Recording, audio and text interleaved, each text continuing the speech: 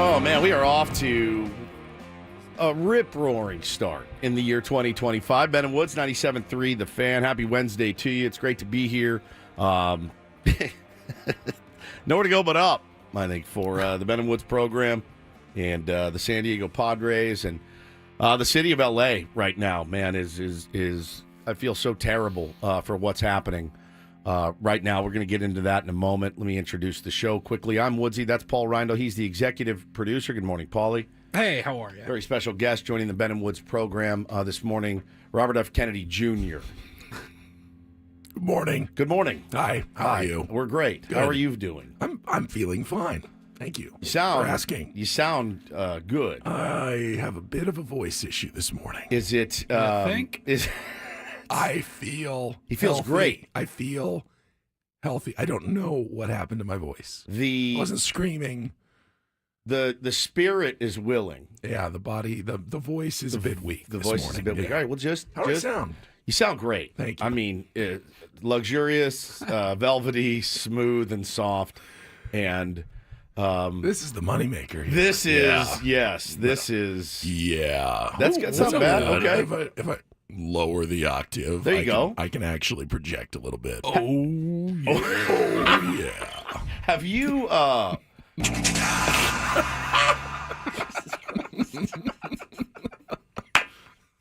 Stupid.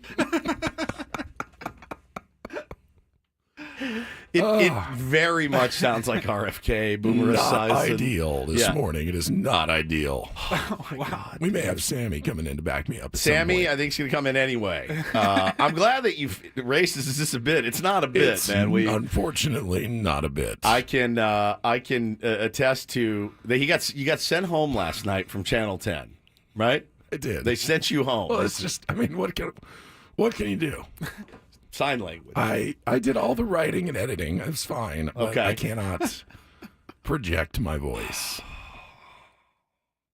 Somebody says you got to have Ben attempt "What a Wonderful World" by Louis Armstrong. Louis or Lewis? Louis. Yeah. Louis. Um, Oh, what a wonderful world. all right. So, what have you done to alleviate the strain on your voice? A tea? Hot tea. Have you gargled? I have various Ricolas and lozenges. Okay. Now, have you gargled? I have not gargled. Why? I don't gargle. I don't like gargling. What do you mean you don't like gargling? I don't know. You're supposed to gargle with Salt salt water. It's water. gross. Yeah, I mean, but it How can something works. that's gross help you like that? But it That's gonna- works. It's going to make things worse. I think. It's not. It's better. You have to gargle, I don't like gargling. but you need to be gargling, like on the regular.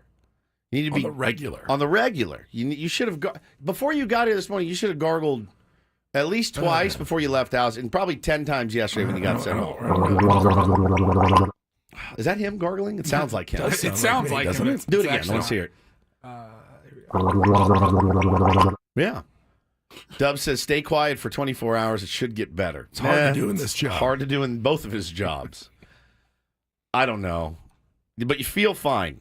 I feel fine. Yeah. Good morning, Woods. Good morning, Paul. That's another option. We have the Stephen Hawking option. If things go south, you can just type your feelings into a computer-aided voice box.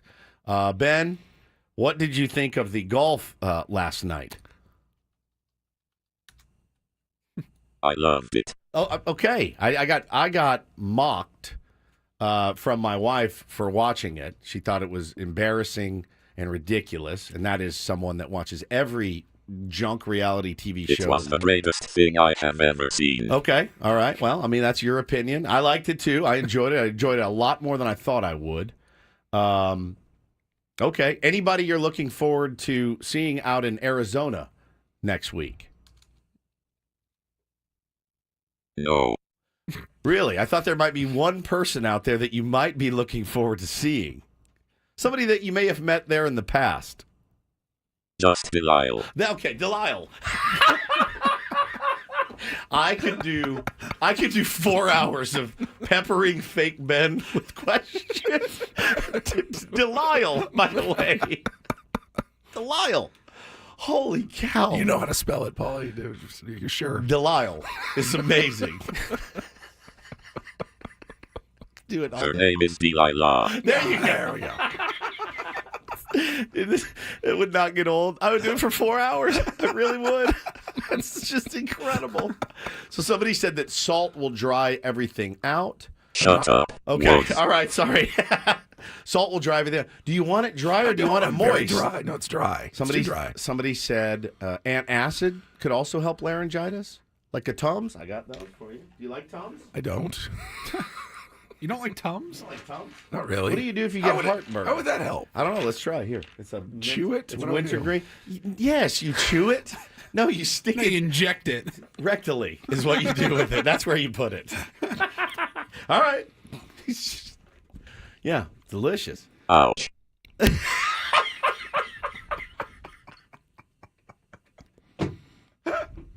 I have no idea how this is going to help. You sound better already. Chalky. Drink a lot. Do you have any water on you? Not one bit. He has no water. I just have tea. It's 90% water. Do you care? 100% Do water. you care about feeling better? I is don't what I'm feel bad. You're not gonna believe this. What? I was looking up birthdays today Yeah. to have Ben do a birthday like Shout Barbra out. Streisand. Yeah. How about happy birthday, Stephen Hawking? There's no. Heavenly birthday, but yes. There's no. I swear to God. way. There is no way. David Bowie, Elvis Ooh. Presley. Oh wow, big day for birthdays. it is. That's quite a trifecta there. C20 Moreno says, "Go home, dude." Why don't you shut your mouth, C20 Moreno? All right.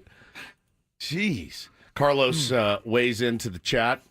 Even your owners are Dodger fans. Yeah, this has been a fun week. Like I said, it's really been a fun week. Jeter says, "Send this man home." It's not happening. Sorry. We need Benny here. I'm here. You're here. I'm here. I'm committed. Well, listen, man. We all have seen what's going on right now in Los Angeles, Pacific Palisades, and I really don't know what to do. So sad. Ben, it's not the time for your robot takes. I don't know what to do. I want to be able to help. We have a pretty big platform here on 97.3 The Fan. If there's anything we can do, Paulie, your wife recommended that everyone download the Watch Duty app. I'm assuming that's D-U-T-Y. I think so. And not Yes. D-O-O-D-Y, because that would be a weird app to have on your phone. Watch Duty. This is Watch Duty. Watch Duty app. Okay. And what does that do? Real-time updates and alerts, maps that are ever-changing with evacuations and where the fire is tracking and anything like that.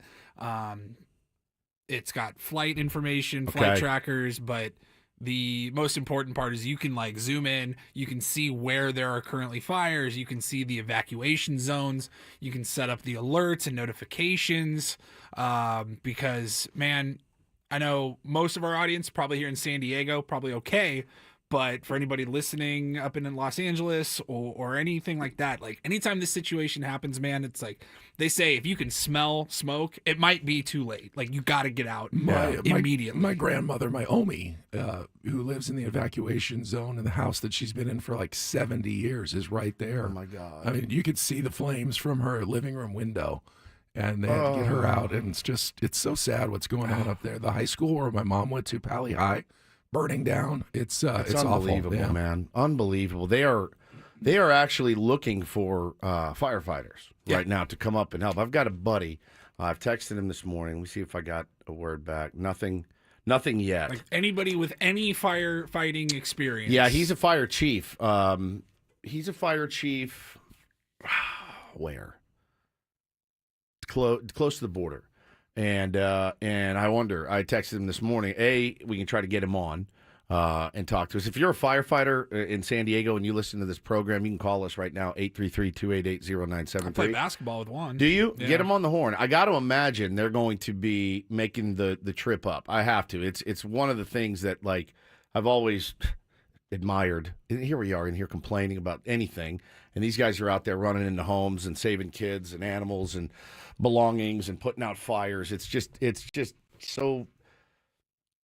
very it's inspirational to think that people will just go do that to help complete strangers and put out fires, and so I really appreciate all the effort there, and I know San Diego is going to help. I know we give our friends and our brethren in LA a lot of grief, and they return the favor, but you don't want to see this for anybody. And the other thing is, it could happen to anybody here. You know, this is wildfire season and has of course. many times. Yeah. So You weren't here yet the last time we had the really bad ones, right? That was 2007. no, I was not here. Yeah. Oh, I got here in 10. we got evacuated. Even Carmel Valley, where I lived at the time. Yeah. It was one of the gnarliest weeks in San Diego history. Yeah, it's terrible, man. And so, look, if there's anything we can do, please let us know. If there's a way that we can help, if we can get bottled water or money or whatever we need to do to get out to our friends up in L.A., we are happy to do that. I mean, absolutely. Some things are, just bigger than a dumb, online talking battle. That their part of their city is burning down, and I was literally just You were driving just through there. these areas on Saturday. Yeah, like it's just driving around the hills, looking around, and soaking in all the sights. I mean, I was just there. It's nuts, crazy man. what's going So on. yeah, if anybody has any idea, please let us know. We're happy to use this platform for as much good as we can today. Obviously, had some more Padres developments last night. We'll get to all of that and more. Get you ready for the show coming up after Traffic with Kelly. I would like you to read that letter in its entirety From Matt Matt Seidler. Seidler, if you could. I will. I'll do my best. Should be good. Coming up next here on 97.3 The First, Fan. we will talk about Trust and Will. Oh, that's right, Woodsy. I mean, whatever is going on in the world, you need to be prepared. Yes. You never know when tragedy, unexpected death can strike, even to yourself. And if you are not prepared, your loved ones could suffer the consequences in terms of probate, long court waits, extra fees to handle your estate after you're gone. I am suffering the consequences listening to you talk about it right now. Also, 60% of families do experience conflict when dividing assets after someone dies without a clear will or trust. Get your ducks in a row. Look, I was actually kind of embarrassed to be 49 years old without a will and testament. I've got Felt the same. I've got 2 kids, man. I got 2 kids and a wife, and I'm so happy that I crossed this off the list. It just gave me this peace of mind that I can't even explain. So if you haven't done it yet, guys, the reason I didn't do it because I was like, this is going to take me a month to do. This took me 15, 20 minutes over the break. They're shipping me my documents right now. You don't have to go to a lawyer's office or anything. No, not at all. So all you guys got to do is to secure your assets, protect your loved ones with Trust and Will. Get 10% off plus free shipping of your estate plan documents by visiting trustandwill.com. Use the code San Diego, one word, at checkout. Once again, trustandwill.com. Use the code San Diego at checkout.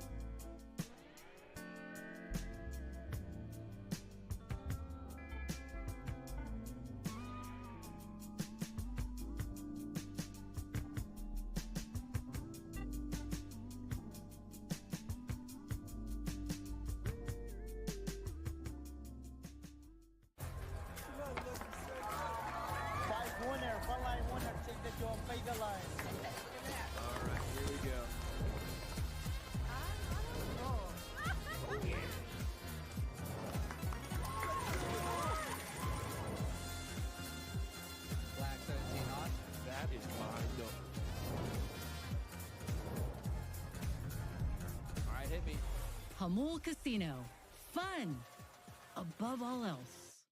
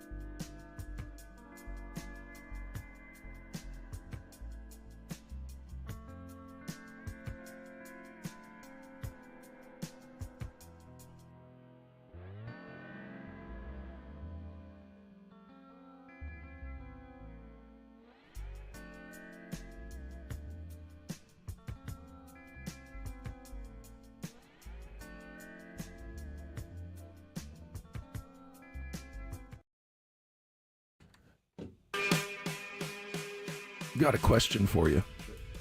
Sure. Have you ever had a word that you were embarrassed that you didn't know you were pronouncing incorrectly I'm sure there's for a long time in your life? nothing jumps to mind. My wife and I do it. We catch each other all the time on saying something. She said something the other day, and I go, "Oh no. That's not right. it." We do it to each other. I can't remember off the top of my. If she's listening, she'll text me. I thought it was called a biopic. Oh, a movie instead about of a biopic. A biopic. I thought it was a biopic. And someone corrected me, maybe in my 40s. In your 40s? Yeah, that's not how it's pronounced. But It's- you, Paulie, was there a word? Yeah, same thing. Probably. I just can't think Yeah. of any. Nothing's jumping to mind. I think everybody has it. No one pronounces every word correctly. There was a funny story. The first host I ever worked with a guy who this always got me, dude. Was reading a story and was talking about a misogynist. A misogynist. Misogynist, yes, not a misogynist, a misogynist, and I can see it. I can see it too. I mean, the way if you were going to read it the way it's spelled, misogynist. So I was with my son. I'm not trying to shame him here yesterday. I mean, he's 21, but here's my voice, and he says, "You should take a losange." I go, A losange. "A what?" He said, "A losange." I said, "You mean a lozenge?" A lozenge. He goes, "That's how it's pronounced." I go, Yeah. "Yeah, it's not French. It's not French. It's not a losange." A losange. Well, listen, I'm going to side with Jack here. It absolutely should be from now on. A losange. A losange. Sounds It sounds fancier, way better, way and fancier. way cooler. Yeah. A losange. Losange. That's fantastic. That is fantastic. A losange. Holy smokes. Wow. I like it. I like it a lot. Dr. Kolkoff says centrifugal. I pronounced it centrifugal. Centrifugal. Yeah. Centrifugal is a good one. I've seen that too. But what was the one my wife got the other day? She's not texting me back. She's probably busy with the kids. Taylor woke up 3 times last night. 3, 1, 2, 3. And is really having a hard time sleeping through the night. It's super fun at 2 in the morning when she's up, like yelling at him to go back to bed. It is, it's that time of life. It's been a real rough start to the year, certainly so far. And you don't sound great. I feel I feel guilty for having you here. Don't. I'm happy to be here. If you need to go, go. I don't need to go. I would like to see you gargle at some point. It will make me feel better. I think it will really work. All right, we can try some gargling later. All right, I'll get you some hot water. Are you sipping on hot tea? I am. You're doing I'm sipping anything. on hot tea. I just had a lasagna. It kind of makes me want to have a lasagna too. Yeah. I have What kind of some lasagnas do we have? here. Do you think it's like laryngitis or something? Yeah, someone in the chat Like said, physically, you feel fine. I feel fine. Someone said there's a virus going around that just is like a vocal cord virus, and it swells your vocal cords. So Just keep it. I mean, that's low. what I have. Keep it low. I keep it. Keep it low and smooth. Yeah, if I stay fairly calm, What if we should try to rile them up? don't rile me up. As I long bet as it's your fault as a San Diego voter that the Chargers left. I saw this truck last night when I was Here he driving goes. home, Here he goes. completely decked out. Yeah. And I fought the urge to run it off the road, but it was all Los Angeles Chargers, powder blue, Los Yep. Angeles Chargers logos all over the place. I go, that is aggressive down here. That is really aggressive. But I think it was heading back toward Los Angeles. But apparently last night, Chargers tweeted out from their account at Moonshine Flats downtown. They had a Chargers playoff rally with a hearty group, looked like 40 people. No, man, Ricardo says it was filled to capacity. They were turning people away. I don't think it was. I mean, the video I saw looked like 40 enthusiastic people. This is you're disseminating fake news in here. F you Dean Spanos. Ben, whoa.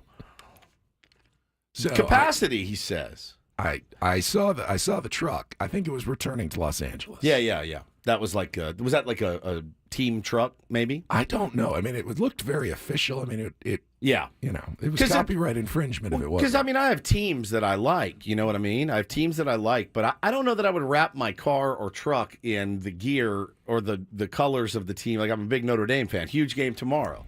I don't have shamrocks and stuff like that. I have a sticker or something on my car. That's fine. It's aggressive to be driving that around San Diego. Aggressive. I think you're the only one still holding a grudge, really. You're the only one I know that gets so upset about it. If in your neighborhood there was a giant Dodgers wrapped pickup, I see it all the time. All the not time. an entirely wrapped car. Maybe not a wrapped car, but you got to remember too. Little kids are as fair weather as it gets. I have a cousin that no matter who won the national championship in football, this dude was shoving a Miami hat. Next year would be Alabama, Florida State. And every Christmas, I'd be like, really? So Miami, now Florida State. Like, little kids are fair weather fans. I go to pick up Bo at school. Bro, I didn't see a Dodger hat all of last year. All I see, Shohei shirts, Dodger lids. People are fair weathers. Look, the Chargers are in the playoffs. It's gonna get more people to go, you know what, I really like Justin Herbert, or I really like so-and-so. I'm going to watch and root for him a little bit. I feel like I'm okay since they're good to come out of the woodwork. I don't dislike Justin Herbert. I really don't. I like him a lot. I like watching that guy play football. I'm not a big Jim Harbaugh fan, but I never have he's been, a good coach. but he's a good coach. He's a good coach, and Yeah. they had a good season. Yeah, 100%. I think they have a good chance at winning this game on Oh, yeah. Saturday I do against too. Houston. I do too. And you've seen a lot of tweets come out about, hey, this isn't this team. Not that any team's incapable of blowing a game, but you do get this. We've seen it happen to that team. To that team in particular, particular. Chargered is a real thing. And I saw a couple people tweeting about how they haven't chargered very much since Jim Harbaugh got there. And I think, hey man, if you can take the chargering out of the Chargers, you got a pretty good shot. He hasn't coached one playoff game yet. That's true. For them. Yeah, that's true. That's I where mean, they charge her. And that more always than was ever. true. They always had themselves in the position, and then they blew it somehow. So, but that's why what happened with the Chargers is why it was such a hot button point Yes. in the lawsuit that was filed Yes. this week when it was suggested that the Padres could be thinking about relocating from Petco Park, which is why I think Matt Seidler sent that letter yesterday with such forceful language, refuting the idea that the Padres could be going anywhere. So we can get into that coming up here with the letter that Matt Seidler sent to Padres partners and faithful fans.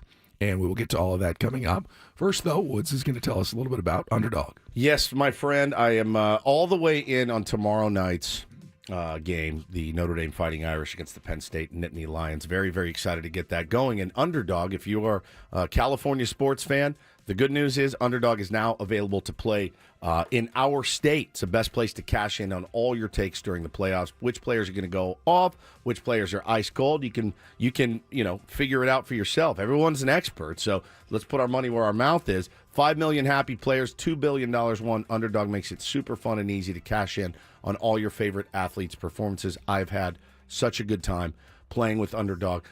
Every dog deserves a second chance. With Underdog Rescues, you can get your money back, receive a promo. If an early injury causes your entry to lose, which is pretty elite, they got a double flex option. You can take 2 L's, turn them into a win.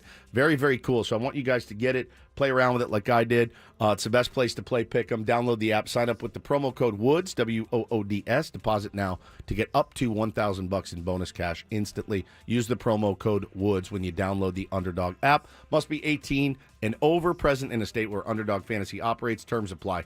Concerned with your play, call 1-800-GAMBLER or visit ncpgambling.org.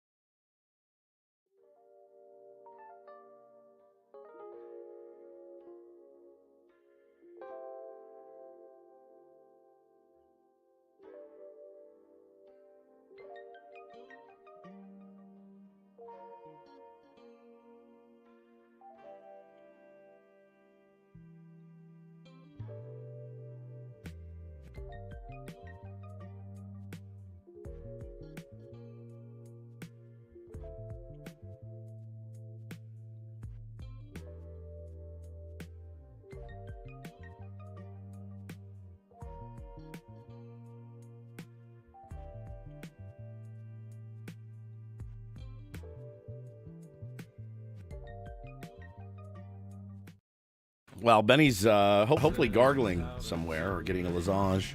What'd you get there? Some hot tea? Good for you. You sound great. You look great. You feel great. It's Ben and Woods, 97.3 The Fan. Well, I look great. You do look Good. great. I look good. You do look good. Yeah. Keep it low, just like that. That's my Sultry. Get a little Barry White going. That's a very seductive voice you have there.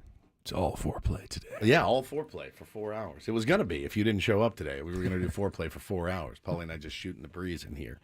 But I figured we have to talk some sports, have to talk this letter that dropped yesterday. Hey, girl. Hey, girl. What a line. Yeah, it's getting ugly. It's ugly and getting uglier, I do think, with the Shield Seidler lawsuit and the responses from the Seidler family. It has not been pretty. I read this yesterday. And listen, my, again, main takeaway from this has been and will continue to be, if the allegations that Shield Seidler has made in her lawsuit are true, I mean, it's horrific. It's a horrific scene for both parties, and I think it's going to take a tremendous amount of hard work to build up the good faith again that's been lost in just a few days right now. And what I'm hearing out of this letter yesterday, it's tough because you look at this letter and you see and you hear these platitudes of no, we're going to continue to work hard at building a championship team. Listen, I think it's fair to say, as a Padre fan, nobody wants to hear any more talk about building a championship team. We want to see action, and I think that is what Padres fans wants the most, right? Don't talk about it, be about it. Like, why haven't we been active in free agency? Why aren't we making any trades? Why haven't we spent really any money at all in the offseason? I've seen a lot of talk about riding the momentum, this great fan base, blah, blah, blah. And so far, nothing has happened. You don't want to make the wrong move just to make a move, though. I mean, it's important that A.J. Preller makes the right move for the team. Well, I think there were plenty of right moves that could have been made that were not made. Yeah, but every team, other than the Dodgers and Mets generally, is operating under some sort of constraints. There is a budget for every team, and A.J.'s got one. I don't know what it is, but you don't want to spend your budget on the wrong move. And if he doesn't feel that's like the risk that you run every the price tag that that the players have gone for is not the right move for the Padres. It doesn't make any sense to make the wrong move just because you have to make a move, now because other teams are making moves. But isn't that wait until you make the right move? Isn't that every offseason? If you have somebody that you like, and again, fine. If you're not going to make any moves, stop telling me that you're going to build on the momentum. That's what I'm saying. Like, if you're not going to do anything, I think, look, you don't get a lot of transparency from really any ownership or really any GM. No GM is going to come in and tell you, hey, this is what I have in mind. These are the guys I'm going after. That's standard. I don't get upset about that. I think the thing that bums me out is when I'm reading this back and forth, I keep seeing the Peters Vision stuff. I keep seeing that, we're going to build on this. And again, the offseason's not over by any stretch, and this team still has moves to be made, certainly. But it does, where there's, it's such a bad metaphor right now, but where there's smoke, there's fire. Like, you can't tell me that some of this stuff hasn't had anything to do with the lack of moves, And I don't know, man. I have heard people talking about Peter's vision a lot, and I know Peter's vision was not to not do anything. That's one thing I do know is that was not his vision. Let's do nothing. Let's do nothing. Let's not improve this ball club. I know the player that Peter Seidler was most excited about this offseason was Roki Sasaki. Yes, 100%. A.J. Preller told us during Peter's memorial that he's been talking about Roki for years. And this was always the biggest plan this offseason was to target Roki Sasaki. From everything we've heard, the Padres have put everything into that pursuit this offseason. They're not going to get an answer on that for another week. Week plus. That's been the main pursuit this offseason. That's what Peter wanted. I That's agree. what Peter wanted. They're going for that. That's what they're going for. And if they don't get it, Then they have to pivot. You got to pivot. But, I mean, that's what they've been going for this season. The other part in the letter that, like you mentioned earlier, it says she'll also inexplicably suggest in her complaint that relocating the team is under consideration. This is completely false. It's also laughable. The fans in San Diego are the best. To clarify, without ambiguity, relocating the Padres from San Diego has never been discussed or contemplated. I thought I told you yesterday that sounded pretty silly. Like, where would they go? Right. Why would they leave? That doesn't make a lot of sense. And Matt Seidler addressed it with some of the similar, logic that I brought yesterday. Like, why would we leave a ballpark that is full, a facility that is rated number 1 in baseball? Doesn't make sense for the Padres to even be talking about going anywhere else. There's no other markets that are better than San Diego that are clamoring for teams. That never made a lot of sense to me when I saw that line in the lawsuit. Yeah, and you said that yesterday. I mean, look, I'm not trying to do like the debate other side here, but it wouldn't be the first time an owner of any team, and I'm not referring to these guys specifically, but wouldn't be the first time an owner is like, why would we leave here? This place is great. And then 6 years later, they're gone.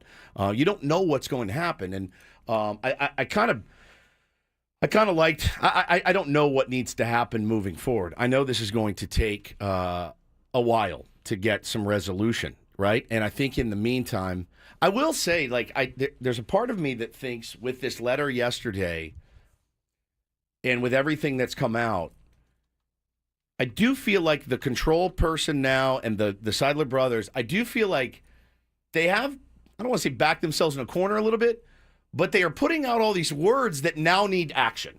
They've said a bunch of stuff on record, in letters, posted. Now you have to have action, and if you don't have action by opening day or whatever it is, you're going to lose any favor that you may have immediately. When does that end? If you go out and sign, I don't know, let's say you go and sign Jack Flaherty. Right. Are you good for the next year? What's enough to say you're pursuing a championship?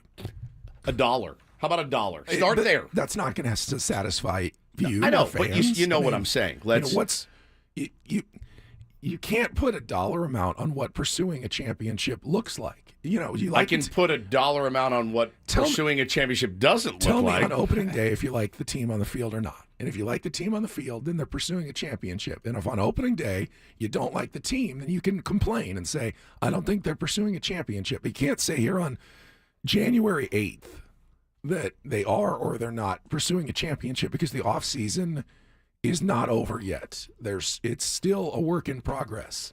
Yes, they've been one of the last teams to make moves, but they will make some moves, and we will evaluate those moves when they are made. Yeah. Well, I mean, and now, that's kind of my whole point is that now you have to.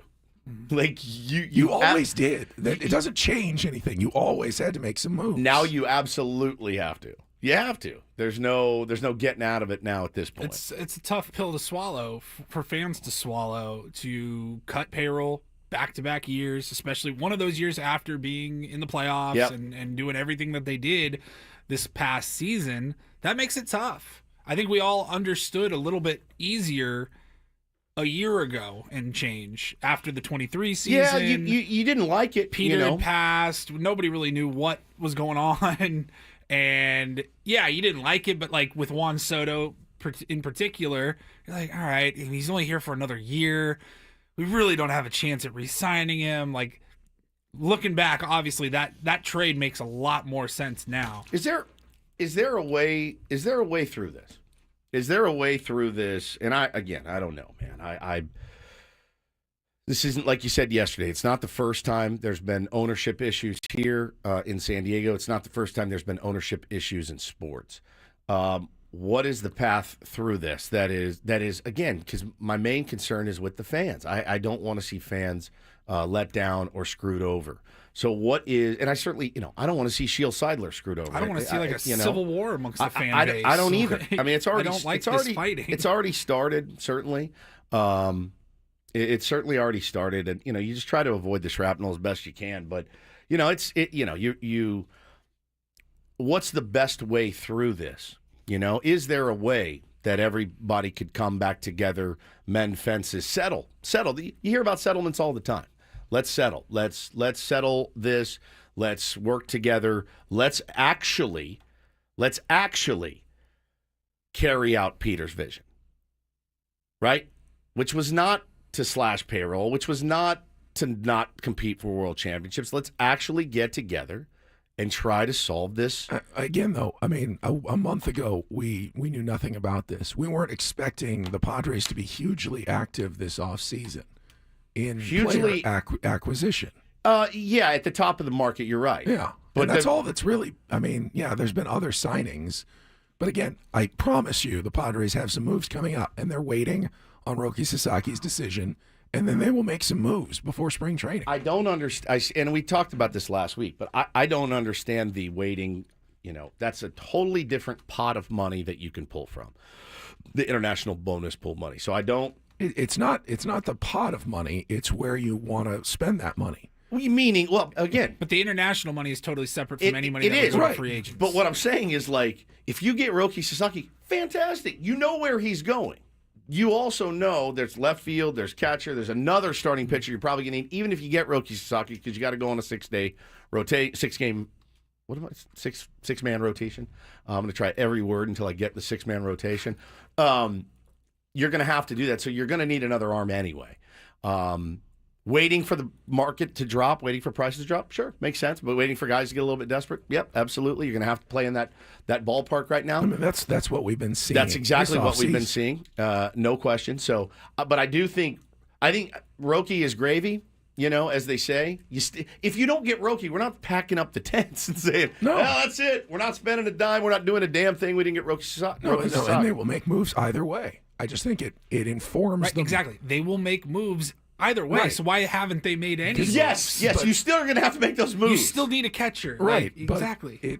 like you said, the later it gets in the offseason, The more it changes the market. It does, but there's fewer to pull from in the pool. There's Is what I'm reasons saying. guys are I still mean, available. yeah, clearly they're trying to shop smart. They're not. Oh yeah. They're not. They're not overpaying for anyone like Yeah. some other teams have overpaid for players this year. I think I saw an overpay yesterday for the San Francisco Giants. We're mad when they overpay for players.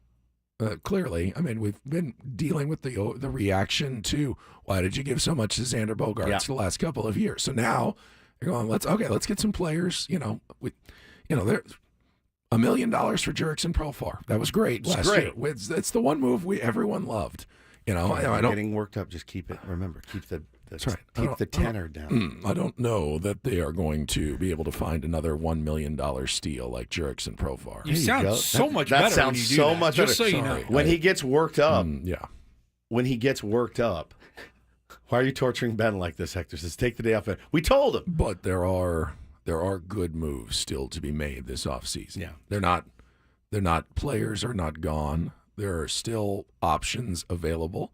And I promise you, AJ Preller is working every single day Oh on yeah, analyzing those options and figuring out the best way Morning, to put guys. the Morning, best AJ. team on the field. But again, yes, I have no idea. I have no doubt that he's working. But is he on a hamster wheel right now, waiting for the control person to say, okay, here's what we can do. Here's what we can spend. I don't think so. I don't think this changes anything. I think this was always the off-season plan, was to be patient and wait.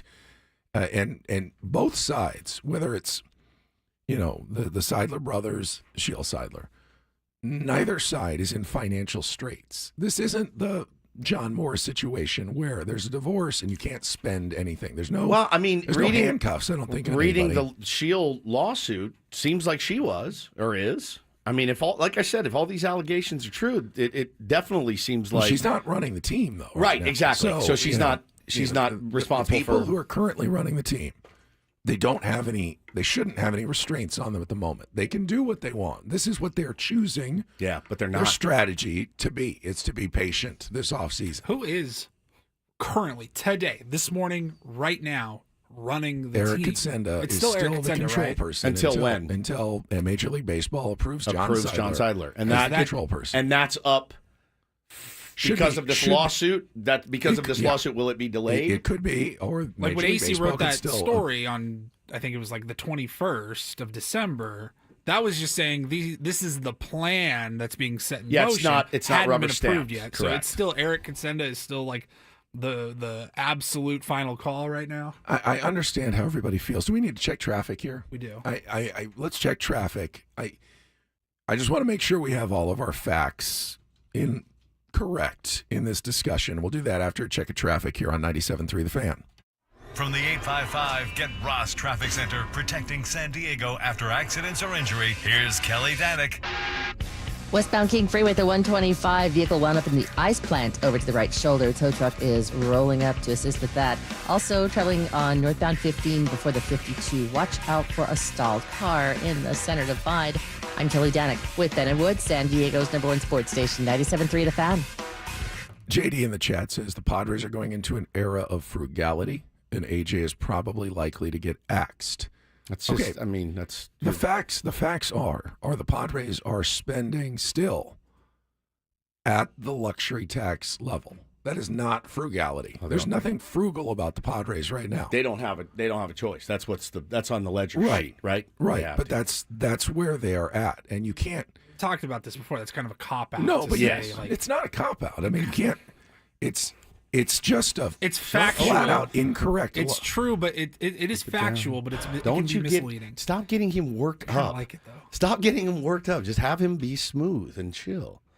Just be chill. I think it's misleading to say that the Padres are operating on some sort of shoestring budget right now when they remain spending at levels that were 6 years ago unthought of in Padres history. Absolutely. They have moved themselves into the, I would say now, where do you, all right, here's an honest question.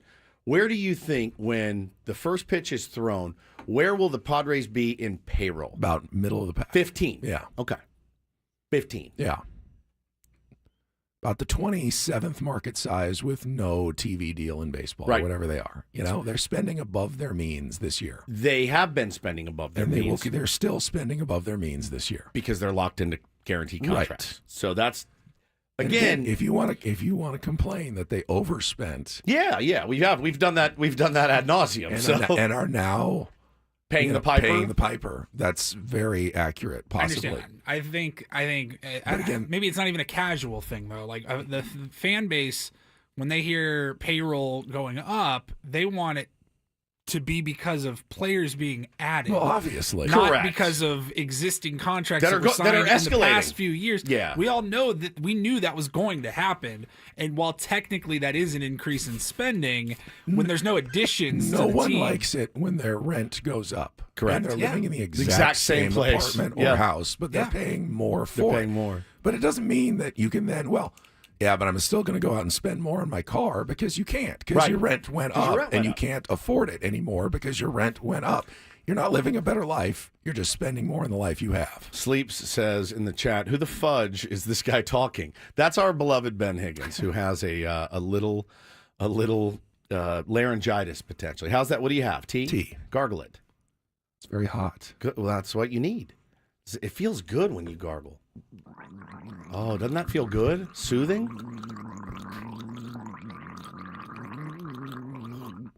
How's that feel? I don't know. Fine. Good. Smoke weed. Smoke weed, by the way. You got an advice? Or is that Big a- bomber class before busting on the head. If you heard my story on Monday, I'm never doing that again. I said this broadcast shouldn't be this funny. Thank you, flu show Ben. He doesn't have the. If he had the flu, he wouldn't be here. I would not be here. I feel fine. He feels I great. feel- It's just I this could- voice. I could Peloton for an hour right now. I feel really good. I can't sound like I don't know what I sound like. We've got a guy in the chat named Joe Garignani. I wonder if it's Jake's dad. I hope so. Yeah. Say hi to Jake for us. Jake, we love you. And Joe, if you're his dad, you did a great job. He's one of the best sports guys in this town. One of. What? Yeah, Well, okay, one of. there's Julian, It's Julian, Darnay, Troy. Troy. Troy's John a legend. Howard. John Howard, a G. Ben, the sports Steve guru. Smith. Steve Smith. Yes, these are legends, man. Legends you're mentioning. Right? Do they gargle? It's his Is that cousin. because they gargle? It's his cousin. I wonder how they sound today. Probably better than me. Probably better than you. Man.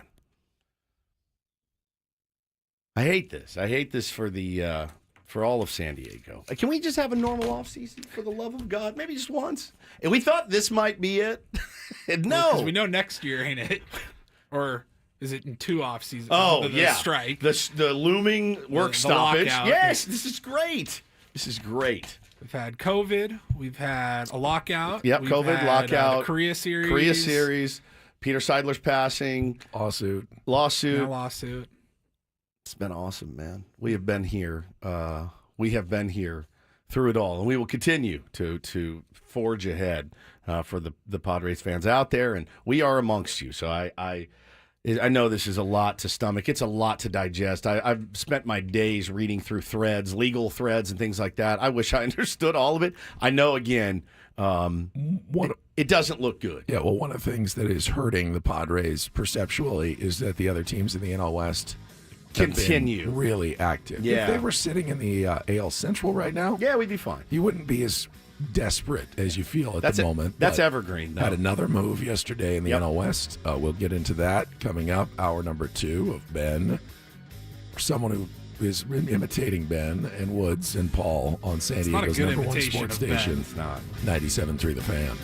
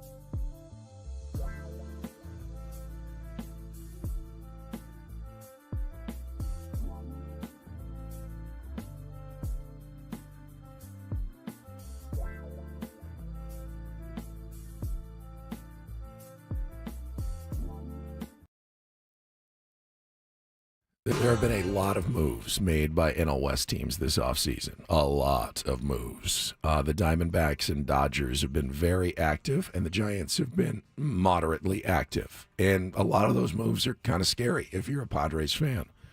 Corbin Burns, the Blake Snell move, obviously, huge. Willie Adames going to the Giants. Yesterday's move, to me, was not one of the scarier ones. No. But we did get another one when the Giants have agreed to a 1-year contract with Justin Verlander. Reportedly, Lord Baseball. $15 million. No. $15 million. Guys, 42 years old. He is 4 years older than his general manager. Insane. It's, and it may work out for them. Here I am, Lord Baseball. But at age 42, his strikeout rate has dropped below the league average. Yeah. He is not the pitcher that he used to be. This is a vibes leadership kind of move. Buddy, is this even a gets asses in the seat move? If you're a Giants fan today, how are you feeling? Because I'm telling you, if it was the Padres that did this yesterday, I'd be livid. As much as I'm sitting here bitching at them to spend money. Spend money. If it was on Justin Verlander, I'd be livid. And you go, that's who we can add. You wouldn't be happy about it. I don't think I would. And that's complete transparency. I don't think I would be happy about it at all. But it is depth. And every team in the NL West is building a large amount of pitching depth in their starting rotation. And it's the one thing the Padres are lacking. Is they've got top of the rotation strength. Yes. But they don't have bottom of the rotation depth right now. They Padres did, as someone pointed out in the chat, they did counter by signing Luis Patino again. So I think he's still injured. Yeah, yeah, he's wait. Tommy John, he's out for the year. Out for the year. Most of the year, I think. So that's cool. They right now, they're counting on probably Matt Waldron, or Randy Vasquez to be part of the starting rotation. If not both of them, at a serious amount of the season this year. And that's why, even if they don't get Roki Sasaki, you're right. They do need to go out and add pitching depth at some point. We went through some of the names yesterday, guys who are still available, probably going to start getting a little more desperate over the next few weeks. You could go the veteran route like a Lance Lynn. You could go the reunion route with a Cal Quantrill or a Colin Ray. All pitchers who are gonna have their ups and downs. They'll be effective a few starts. They'll get shelled a few starts. I don't think there's anyone left who's going to put together a Cy Young type season for you. But this is where they were always. They're not looking for a 1. They're looking for a 4 and a 5 at this point. That's a good point by Alex. He says Sasaki doesn't necessarily equate to depth. He really doesn't. I mean, it's another guy at the top of your rotation. It's great. It's great. But again, with the way even if he throws 120 innings, that's 120 innings that goes toward your total, which is good. I felt pretty good about the rotation heading into 2024 as far as number of bodies available. Yeah. Especially after the trade, you get Vasquez, this Matt Waldron guy who turned out to be a horse and was great for us. Your first half of Matt Waldron was absolutely. But we still needed more, is my point. Yeah. We were talking about 7 or 8 potential starters heading into last season. Still wasn't enough. Yeah. It never is, it feels like. It never. You saw what the Dodgers were able to do winning the World Series with essentially 2 starting pitchers and an elite bullpen. That's another method that we talked about yesterday, Ben. The Padres aren't going to overpay right now for a Tanner Scott, in my opinion. It's what their strategy was at the deadline last year, though. Let's improve this bullpen. We got Jason Adam. We got Tanner Scott. And man, those guys really did their job down the stretch. Now, guys like Waldron and Vasquez are still at the stage of their career where they should be getting better. They're getting more experience and improving. Working with Ruben Niebla, I would hope that both of those guys could take at least a modest step forward. And if they do, they should be decent back of the rotation type pitchers. Yeah. Johnny Brito's there as well. When we talked to Ruben on the Christmas and holiday extravaganza a couple weeks ago, he said he was going to head to the DR and he's going to work with those guys. The Vasquez's and what was the other one you mentioned? Waldron? No, not Waldron. Brito. The Brito. Yeah, Brito and Vasquez going to work with those guys. You hear that and you think, yeah, man, this is going to be something they need to really invest in getting these guys ready because they need to be contributors this year and not just middle of the road type contributors. So there are still names out there. We will see what the Padres do, but Clearly Roki Sasaki is the priority right now. Will the lawsuit impact it? We don't really have any idea. If that's going to be high on Roki Sasaki's radar, low on Roki Sasaki's radar. But it's clearly something that they will take into consideration. My guess. It's not as though every other ownership group is perfectly tight, and has all their ducks in a row all the time. There's a lot of drama that goes on at the highest levels of Major League Baseball.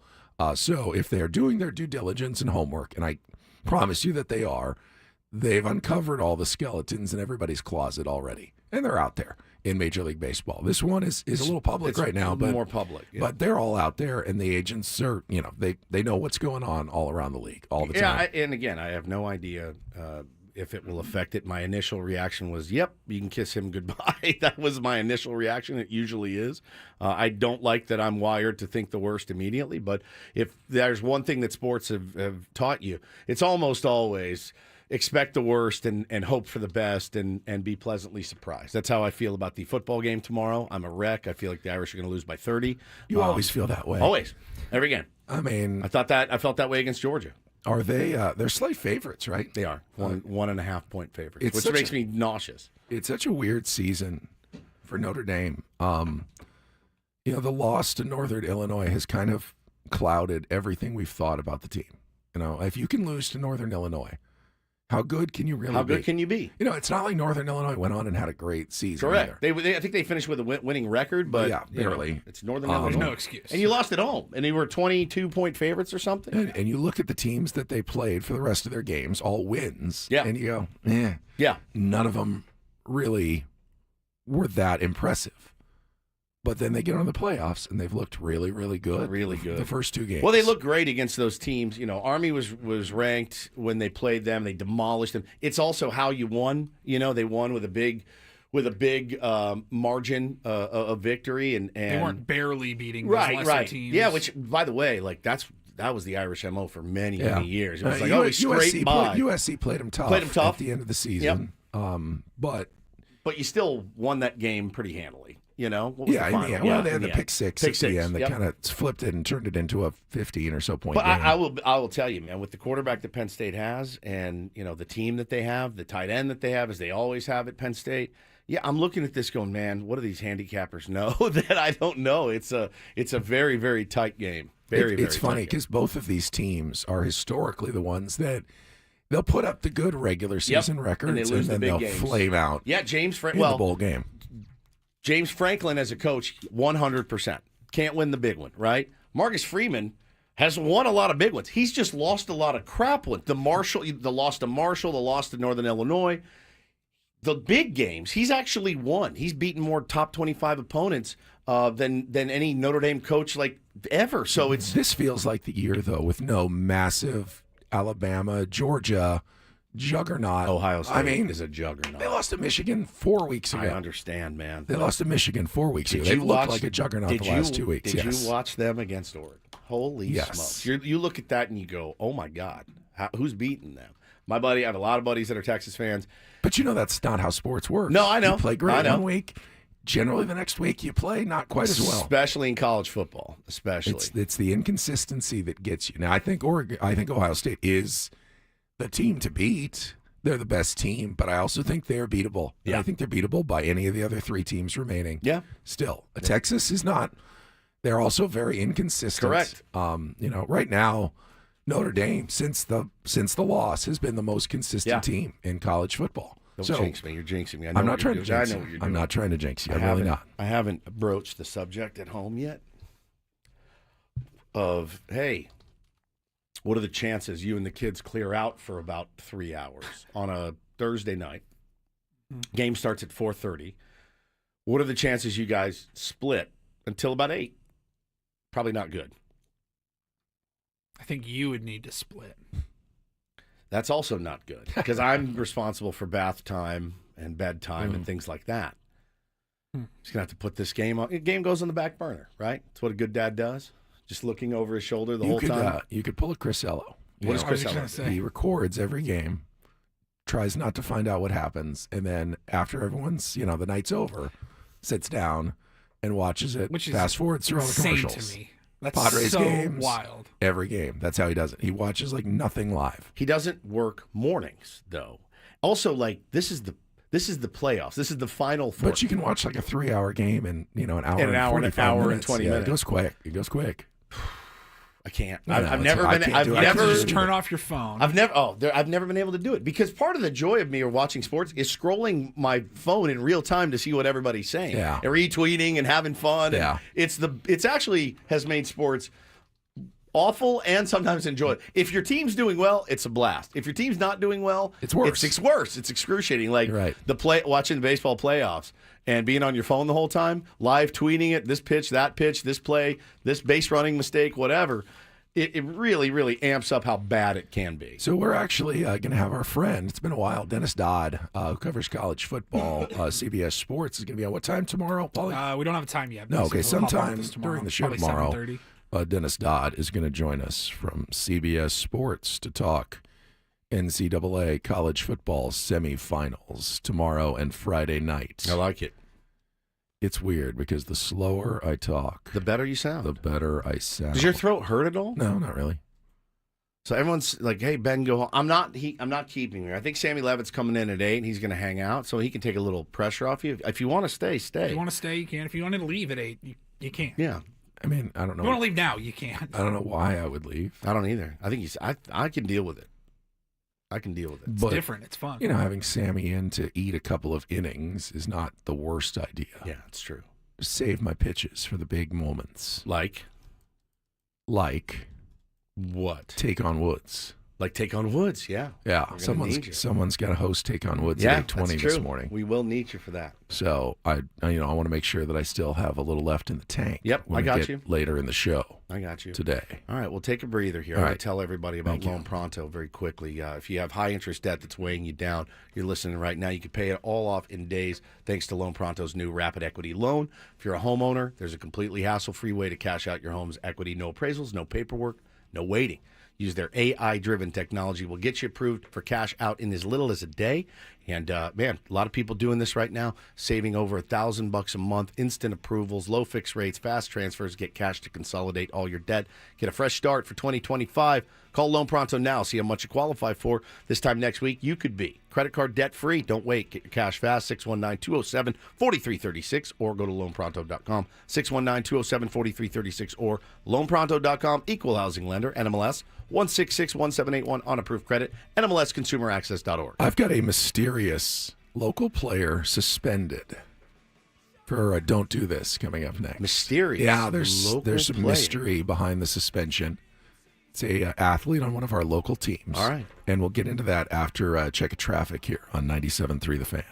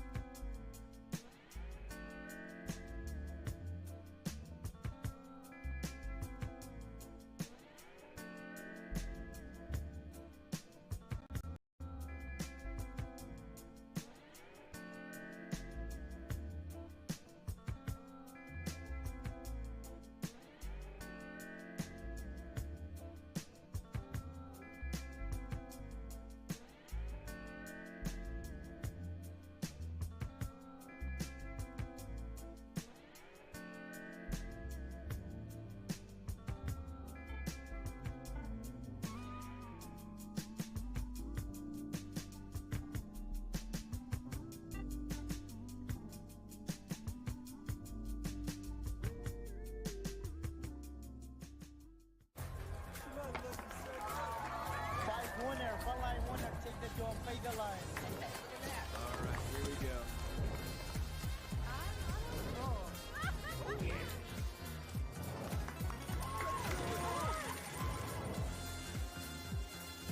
17 on.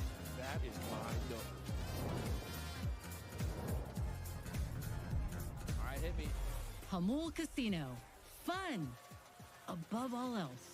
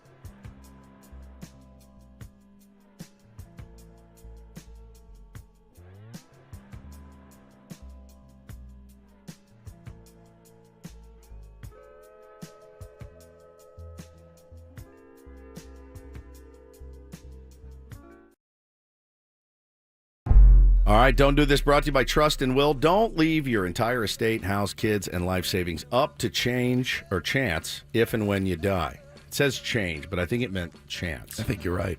Do set up a Trust or Will online at trustandwill.com. It's a lot more affordable than you think. Visit trustandwill.com for more info. I will get us started today with a little update on the Tyreek Hill situation.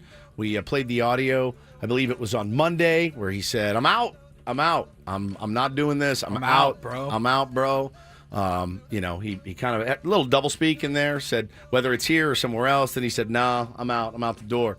Well, it's not over quite yet in Miami. The team's head coach and general manager said they never actually got a formal trade request from Tyreek Hill after he told reporters he wanted out of town. Chris Greer and Mike McDaniel met with the media on Tuesday. They did sit down with Tyreek Hill, met with him for over an hour and said, look, clearly frustrated from a lackluster season. The game got the best of him at the time of his comments. Told him it was unacceptable to pull himself in the fourth quarter of a loss. And now they move forward, potentially with him staying in Miami. But again, a story to watch this offseason if you're a Dolphins fan. We've seen it time and time again where guys are coming off a tough loss, a tough season, and they're in the locker room, and they get like 5 minutes to cool down, and all of a sudden the camera's in their face. And they just haven't get worked up. They haven't composed themselves yet. I can't imagine not being able to compose myself, right? Just in all circumstances. In an ideal world, they all just snap their fingers, and they just go into soundbite mode. Yeah, I know, we're just going to put our heads down this offseason, and we're going to work hard. Yep. But one of the things we value the most from athletes is candidness and honesty, which means sometimes they're going to say things they don't really mean. They're going to overreact. And that may be some of the case here with Tyreek Hill. Giving him a day or two to cool down, he goes, yes, we can be a good team again next year. Yeah. I don't need to be traded. I don't need to. And we still have, you still have 2 years left on your deal. Still have 2 years left on my deal. Let's get it done. I spoke a little rashly Yes. at the end of the season. Correct. It's forgivable to do that every once in a while. All right, this is a bit of a mysterious story involving our San Diego Gulls of the American Hockey League. I got an email yesterday. It said the American Hockey League's Player Safety Committee announces the San Diego Gulls defenseman Roland McCune has been suspended for 3 games as a consequence of his actions at the conclusion of a game at Coachella Valley on January 5th. Okay. McCune will miss San Diego's games tonight, Friday, and Saturday. I thought, 3-game suspension in hockey. This That's is a big one. This is a sport that allows you to essentially pummel people, and you just have to sit in a penalty box for 5 minutes. That's it. So what did he do that warranted a 3-game suspension? I went to social media, looked for video, searched his name on the internet, could not find anything except for one small tidbit. And it said that he received a game misconduct in the Coachella Valley game for physical abuse of officials. But again, I still have not seen any details as to what that means. But is that just skating up and bumping an Bumping a official? guy? Is that, did he hit him with a stick? What did he do? I don't know. I can't find it. It's not like these games are extremely well covered, especially on the road. Yeah. That you don't get all the details. You don't get an AP report on every single AHL game. And I have yet to be able to uncover exactly what led to the game misconduct, and now a 3-game suspension for one of the Gulls defensemen. Mystery. Physical abuse of officials. Game misconduct. It'll come out. You got a little schmutz. Yeah, it's right my there. new. It's my. You've moved it down into your beard. It's my. It's like donut frosting. No, it's.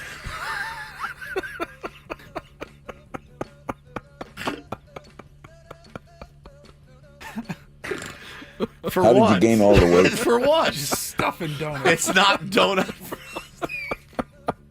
It's lip balm. Is lip what balm. it is. Is it gone? No, it's gone, yes. Congratulations. It looks like donut frosting. Easy. Sorry. All right, let's get to do this. I'm not in a position to No, make fun of absolutely anyone today. fair. I understand. Froggy. Yeah. DD Mega Doo-Doo. You guys remember the really disturbing story of San Francisco 49ers wide receiver Ricky Pearsall, who was shot during a botched armed robbery. Came back and played like what, a month later? No, it was a little bit longer than 6 that. weeks, maybe. 6 though. weeks, I mean, maybe. He was back pretty fast. Yeah, and I mean, it's just incredible. The most incredible part is what he said recently about wanting to meet the teen that shot him. The guy you were involved with, do you think you'll ever face him like in a court, or will you ever, you know? I don't know too much about that kind of stuff. I have been in contact with the attorneys and stuff like that, and just getting more information about it, because he knew I was busy and I had a lot going on. We just stay here till the sun goes down, and now we got to go home, and I got to study and all that stuff. So he knew I had busy days, and so now that the off season's here, I'll probably get more information on that kind of stuff, and know how to go about that. But they were definitely asking my opinions about like the whole situation and what I thought about it. So Are you ever curious about what caused him to?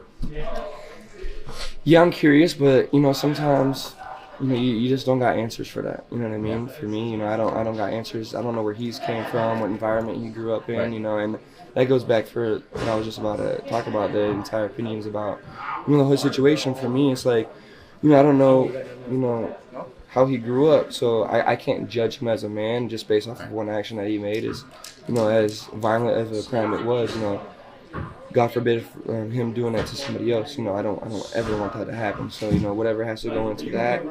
But for me, just being able to forgive him. At the end of the day, like I have to forgive him to have that weight off my chest. You know what I mean? And at some point, I do want to talk to the kid and make sure that if I can create an impact on him in any way, I think that would be really big. And I think I'd be definitely open to doing that. For That's sure. nuts. I mean, you're going to go face the guy that shot you in an armed robbery and forgive him. It speaks to the kind of person Ricky Pearsall is. And he did reunite with some of the first responders who rushed to the scene to save him. He had the group there at Niners-Jets, the Monday Night Football game, which I think is really cool. But to be able to walk in there, sit down maybe across the glass from somebody and say, hey, man, I forgive you for what you did.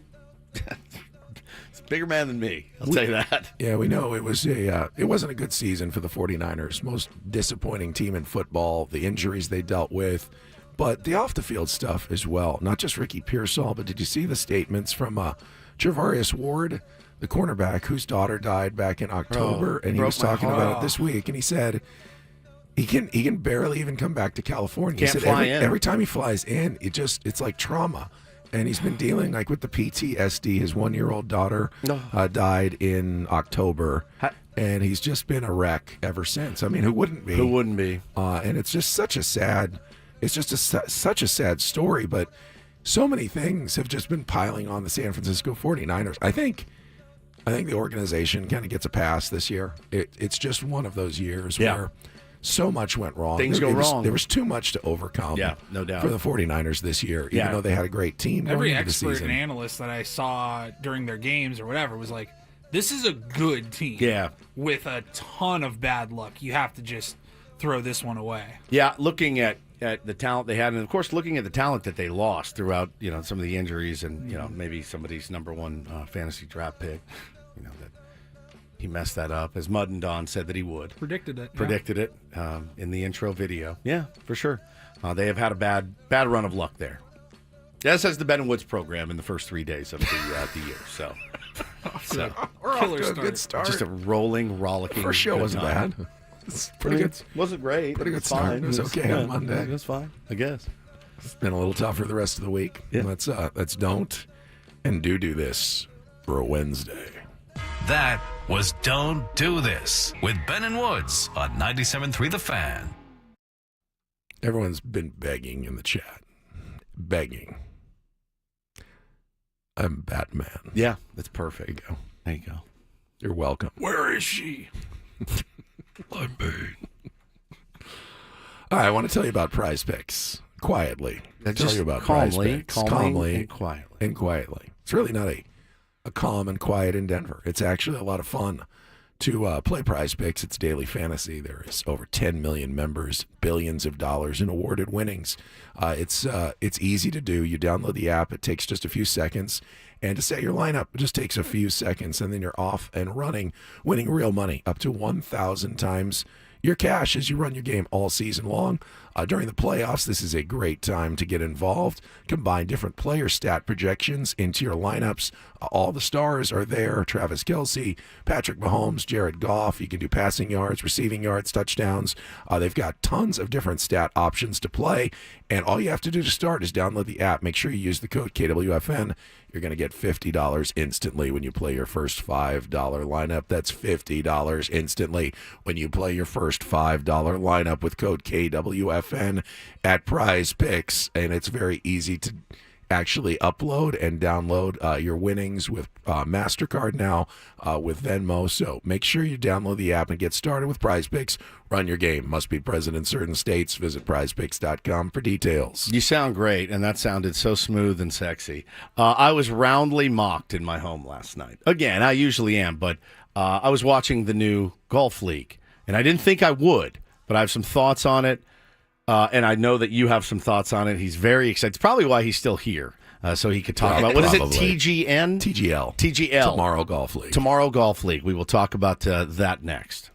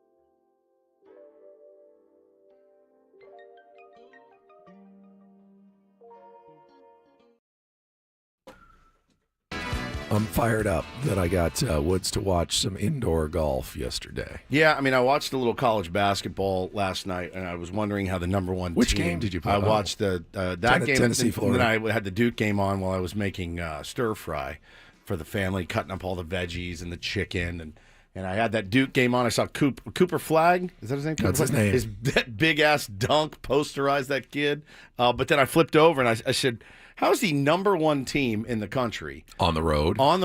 just getting crushed?" It was the number 8 team in the country, but still, like, it was a blowout. That was Florida and Tennessee. It was like one of those bad Aztecs games where they just forget how to score. Paul, you remember some of those? Like, Oh yeah. they score like 42 points or something. and it They'd just, win 52 to 47 yeah, or it was- something. they lost 73-43 to Florida yesterday. They lost by 30 points Yeah. yesterday. So I had that on, and then I remembered that my beloved Ben Higgins was extremely excited for the TGL. It's not the Tiger Golf League. It's not the Tech Golf League. Tech Golf League, which many thought that it was. Guilty as charged. It's tomorrow's Golf League, right? Yeah. I don't know the impetus behind them doing this, other than simulators are a huge part. If you're a golfer and you've ever hit into a sim, it's a lot of fun. It's a lot of fun. Now, I didn't think they would create an entire league off of this, but this is 2025. This is what happens. Tiger Woods, Rory McIlroy decided let's make a whole league and let's try to have some fun and give a peek in have real golfers do it. And so I put it on. Bo and I started watching it right when it kicked off, and it pretty much grabbed me right away. As soon as they started, I went, "Oh my God!" Like you described it yesterday, I'd seen like a little special on it, but once they started and Shane Lowry hit the first drive, I went, "Oh my God, that simulator is incredible. It's 5 stories high. The green, the undulating green, the changing landscapes, the different patches of area that they had to hit from, the fairway, the rough, the sand. I was enthralled. I was enthralled. And then the courses that they designed, like Unbelievable. almost like impossible in real Correct. life, but these like majestic holes with incredible like carries and decisions that you have to make was very, very intriguing. It was really, Yeah, really. there was a lava hole. There was a lava hole. There was a lava hole. Yeah, it was pretty cool. And I watched it. Now, the thing that that happened was, and look, I don't know if this is the league or if this is just me and how I'm wired, but I made it about 4 holes, and I went, all right. I mean, I also had bath time, bedtime. I had other responsibilities, reading, all that stuff. But I was satiated after the 4 holes that I watched. I got enough, I felt. So it wasn't a good match. It was a bloodbath is what it was. The New York Golf Club with Shane Lowry, Wyndham Clark, and Ludwig Oberg just smoked absolutely destroyed Xander, Ricky Fowler, and Matt Fitzpatrick. Fowler and Fitzpatrick looked like they had never played on a simulator in their life. I mean, they were not even close on some of these shots. And the other guys looked like they were playing regular, like, yeah, we're all over this. So it was 9-2. You win points for winning holes, so that was the final score. So it wasn't a compelling match. But I thought it was interesting, the fast pace. There's a shot clock. 40 seconds. Yeah, you gotta get up and you gotta be ready to hit and move on. Keeps it moving. I thought I was very disappointed that there were holes where, hey, go for the green, carry it 300 yards, risk going into the lava. They laid or up the a lot. waterfall, and they just keep hitting layups like this is some first round of the U.S. Open, and I don't want to make a bogey and ruin my chances. I don't want to torch my score. This is entertainment, dude. I mean, go for it. Let it rip. Get the big dog, let it eat. Yeah. That's what people want to see. They want to see you hit a 345-yard drive and go for the green. Yeah, you saw guys teeing off, Paulie, with 5 woods and 3 woods, and I'm like, let this Sounds thing. like something I would do. 100%. I want to see no more layup areas. I want them going for it, and I want them always going for it. If this is going to be entertaining, they're also the problem is that so many of these guys are a little personality deficient. It's really the thing about golf that is lacking, and I like all of those guys, all of them. I like watching them play. I love Shane Lowry. He's got some juice. He was one of the more entertaining ones. He's for sure. Really entertaining. Oberg is Oberg. A-E-I-O-U. He is very handsome and very sharp, and he's a really good player. I love Xander so much. I mean, he's not dynamic. He was dynamic after he won the U.S. Open when he was on the air with us. He was. I mean, winning a U.S. Open will do that. I don't know how dynamic he was feeling about being in the TGL. So I did like their buy-in. I will say that I liked their buy-in. I liked how seriously they took it. Well, the boss was sitting there. Tiger. He looked nervous as hell, dude. I mean, that's his baby, right? So he put money into it and put his name on it. But again, hey, it was a Wednesday night with just college basketball, really, that I was interested in, and I put it on, and I just thought it was pretty cool. I liked it, and I'm glad I didn't bet because I would have bet Team Xander all day. Me too. And we would have been out. You would have been screwed. Me too. So I didn't do anything on that, but it was pretty interesting. Now, the problem was, I tweeted it. The first shot in TGL history. I said, okay, I'm kind of in on this, and a lot of our golf buddies, we were texting back and forth. They were in on it too. Then I get a tweet from my beloved wife. It says, "This is so incredibly lame. I can hardly believe it." So she comes and gets in bed. And I go, what's with the public?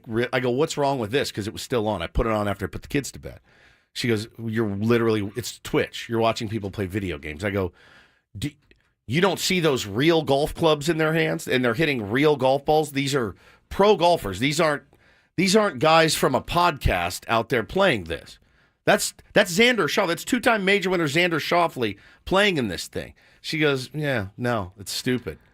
I will say it was somewhat compelling when the guys from a podcast, a fairly large one, Barstool, went last week to hit some shots on the simulator. Yeah. And they were terrified they were going to miss the screen. Yes. And hit the big, expensive LED. Correct. Like scoreboards on the side. And I saw a couple of improvements. One thing I would like to see, I agreed with this 100%. I want to see the swing speed. I want to see the ball speed. I want to see the metrics. We love metrics, especially in golf and baseball these days. You love metrics. So I want to see that on the screen. Can do that. Those simulators nowadays can do that for everybody. But if you're going to do that, I want them to actually swing hard and go for the greens and the long drives. And none of this 5-wood, 265 off the tee layup stuff. That's not entertaining. That's not compelling. So Ryan says, he tweets me, he says, I feel like the TGL concept would be more fun with the YouTube golf type creators than pros. I think you need famous faces to make it work. Yeah, and some of these guys are famous, on the internet and YouTube, but they're not professional. Yeah, they're not Xander Schauffele. They're not Tiger Woods. Rory McIlroy all have teams, and they're going to be playing. It's either Tuesday or Monday nights going forward on ESPN. And I saw Jason Sobel, who we've had on the show many times, go, was it perfect? No. Was it better than whatever you might have been watching on a Tuesday night? Yes. Yeah. It was. It absolutely was better than I gave it. Was it better than a 30-point blowout, Florida over Tennessee? Right. Yeah. Yeah. I think it was. I thought it was pretty cool. And I'm always suspect on those simulators. I've never had a good round on a simulator, probably because I'm not a good golfer. But my wife categorizing it as me sitting there watching a video game. No, that's how I kind of viewed it. But it's it not. It feels like watching guys play video games. No, it's 100% golf. It's golf. It just without the elements. It just changes the conditions a little bit. Now, do they have the thing? That's like me going to the arcade and sitting in the machine that has the steering wheel and the pedals and going, it's like NASCAR without all of the elements. Paulie's literally driving Le Mans right now, and I'm standing behind him watching him. Cruising USA. Cruising USA.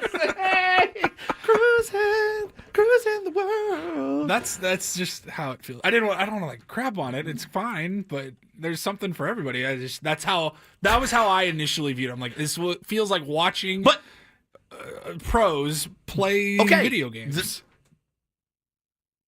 But it wasn't them playing Golden Tee. Like, all right, they reach back. They're actually.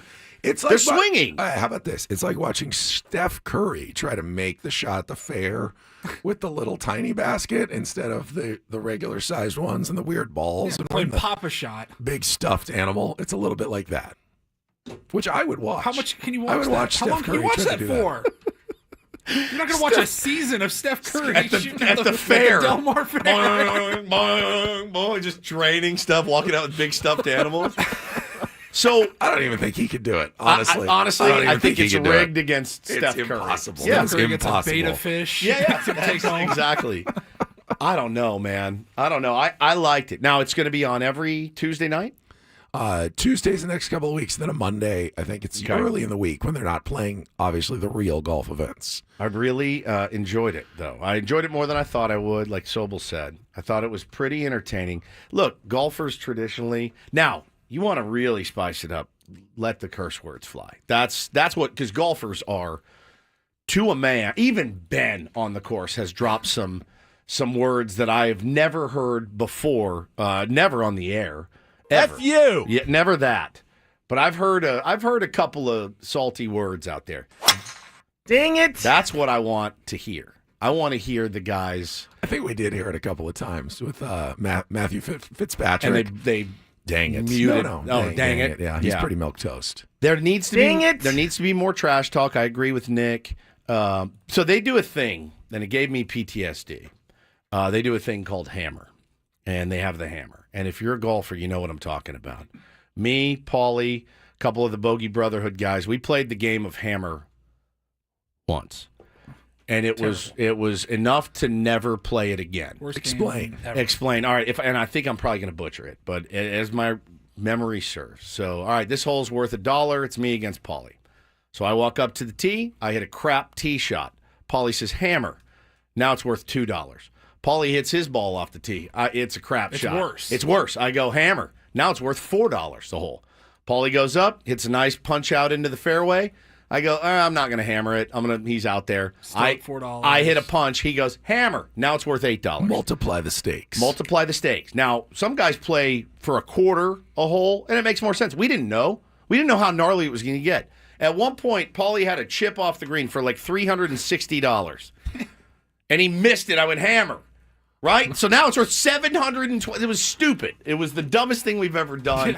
We played it through that day. Paulie ended up owing me like $350. It was he won like $280 on a hole. The next hole I won I came out like almost even. Almost even. Because it was like up 300, down 300. Like it was insane. sane. So I will never play that. You got to put some stupid game guardrails. again. There's Guardrails got on to the be hammer. some Yeah. guardrails on hammer because you miss a putt and your buddy goes hammer. Let's start at 5 cents. 5 cents 10 and go cents, from there. 20 cents, When they 40 started cents. dropping hammer for points, I went, oh God, now this thing's worth 2 or 4 or whatever. We got to check traffic. When we come back after traffic, an unexpected sad loss in the San Diego baseball family. We'll get to a shout out to his family coming up next here on 97.3 The Fan. From the 855 Get Ross Traffic Center, protecting San Diego after accidents or injury, here's Kelly Danick. Tow truck is helping to clear a solo vehicle accident westbound King Freeway at the 125. It's over the right shoulder. Eastbound 78 before the 15. Accident was blocking the right lanes. Looks like tow truck managed to clear that over to the right shoulder. I'm Kelly Danick with Ben & Woods, San Diego's #1 sports station, 97.3 The Fan. Brandon in our YouTube stream says, just got in the chat. Ben, where's your voice? Brandon, Laryngitis. what are you talking about? I always sound like this. You sound so. You actually starting to sound cool. Oh, really? I'm getting used to it. I think it. We got a call from Adam during our last break. He said, I slept in. What's going on? Why are you even there? Yeah. You sound awful. Go home. And I said, I feel fine. I feel fine. You look great, and I think you sound. I mean, you It's can. like, okay, but why there- are you here? you You, can- sound terrible. But you can verify. Like, you can tell when a person looks sick. Their eyes Yeah. are drooping. They have no energy. That's not me, right? Yeah. I no, just- you look fine. I feel fine. Yeah. It's just the voice. It's we got just a real life. shot. Okay. We did on the. I can't say. I'm not allowed to make fun of him. And then he thanked Remember? me. He Oh, yeah. thanked me I for can- coming in and, Yeah. being there for the team. Yeah, you're gonna be here till 10 too. So So I appreciate that. Yeah. He he said, "Oh, I'll leave after taking woods." I'm like, "Yeah, Yeah, I'll say. Sorry. It's fine. Sammy's Sammy's gonna be going to come in. Yep. We did have a very, I saw the tweet yesterday from MLB and then from the USD Toreros. Incredibly unexpected and sad. The passing at just the age of 37 So sad, man. of probably the best pitcher USD has ever had. Yeah. Brian Mattis, Brian went Mattis. on to a decent major league career, mostly with the Orioles, I believe, and didn't see any details as to what the cause of death was. No. Obviously, when it's that when it's that young, you're just like, what happened?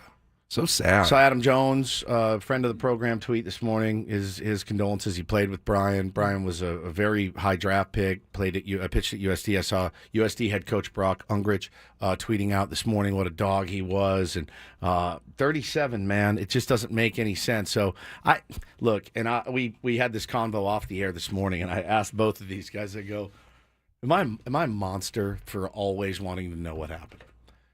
Because every time something happens, I think it's human nature. Is it? I think anyone who says they're not curious is just being respectful, Yeah, I was which gonna is say, fine. It might make you a monster, but I think we're all monsters if that's the case. if that's the case, I mean, I think we all would like to try to avoid whatever it is. Yeah. As unavoidable as it probably is. You get sick, you're in an accident, whatever happens, you're always, I think you have that curiosity. Yeah, it was very, very sad to see. I obviously remember him very well.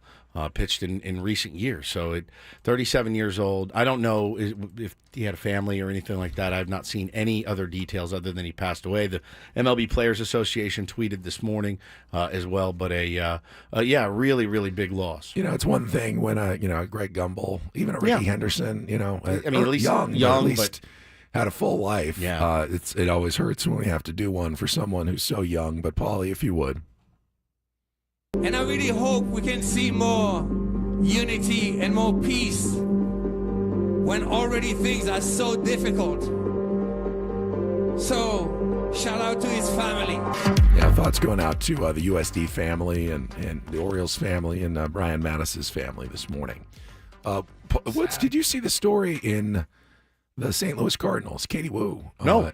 Well, she said she wrote that they are having a lot of difficulty trading Nolan Arenado. That was their first priority of the offseason. As spoken by, and now I said earlier in the show, I said, look, no GM or owner is going to tell you what they're planning on doing. They all hold their cards close to the vest.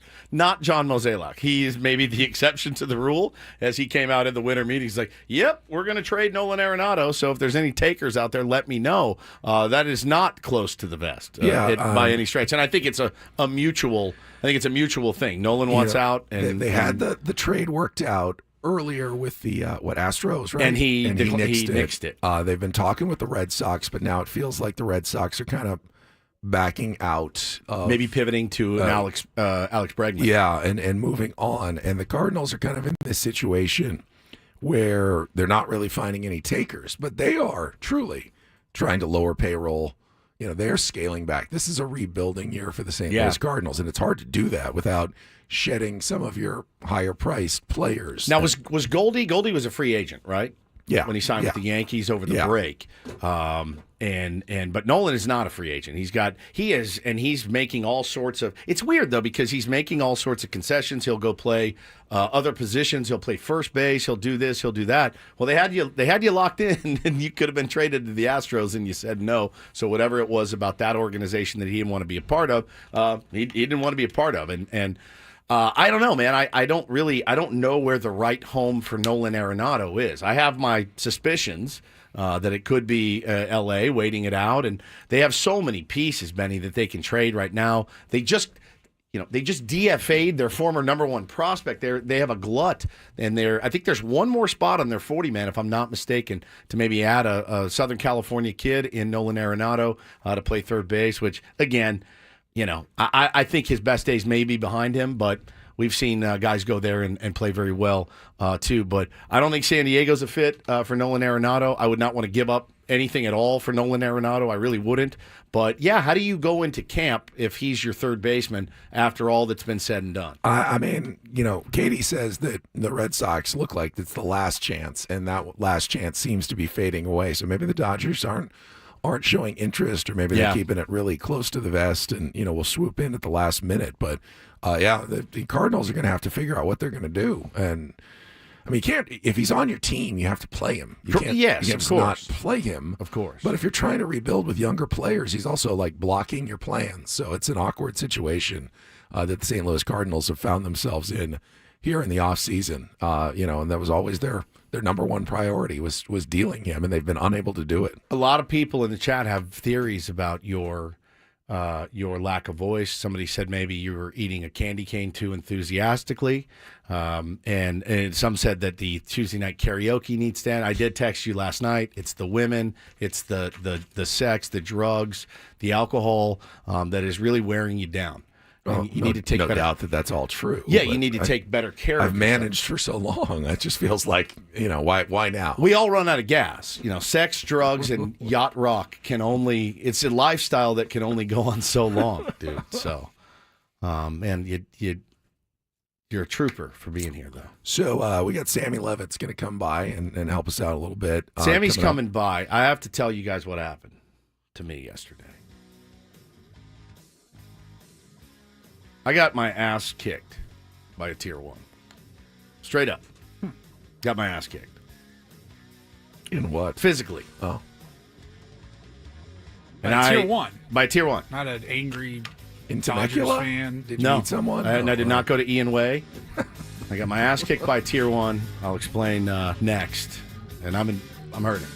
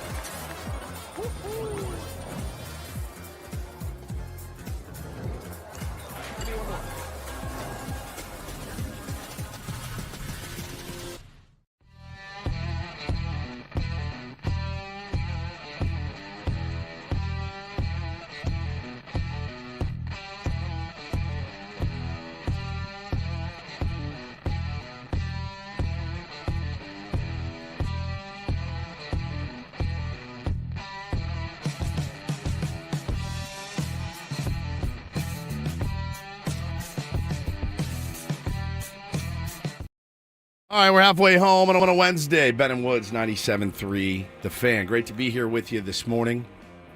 I am Woodsy. To my right is Paul Reindl. He's the executive producer. Good morning, Paulie. Hey, how are you? Doing great. Ooh, excuse me. Ben Higgins. Sorry, he hates when I do that. I'm gassy lately. Sorry. Ben Higgins, your friendly neighborhood sports anchor. He's got a little bit of laryngitis. I've got no room to criticize That's this true. morning. That's true. Your whole voice sounds like a fart and a burp. Something. It's definitely something. Yep. So I hope that you can get some vocal rest. Not going to talk the rest of the day after the show is over. That's good. How are you going to communicate? I'm not. Excuse me. Just not. Totally incommunicado. Incommunicado. I seized it. I got my ass kicked yesterday by a tier 1 in the worst way. I got voluntarily. I actually paid for it.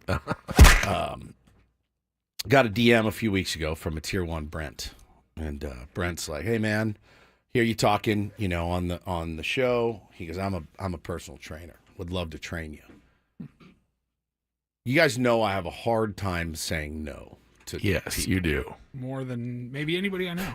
Hey, thanks for the offer, man. But, no, I'm good. I really appreciate it, though. That's all you have to say. I've lost some lbs on my own. I've cleaned up the diet a little bit, and I've done the weighted vest walks and been in the gym. It's the beginning of the year. You feel inspired to try something new. And I've had a trainer before, and it was great, and I loved it.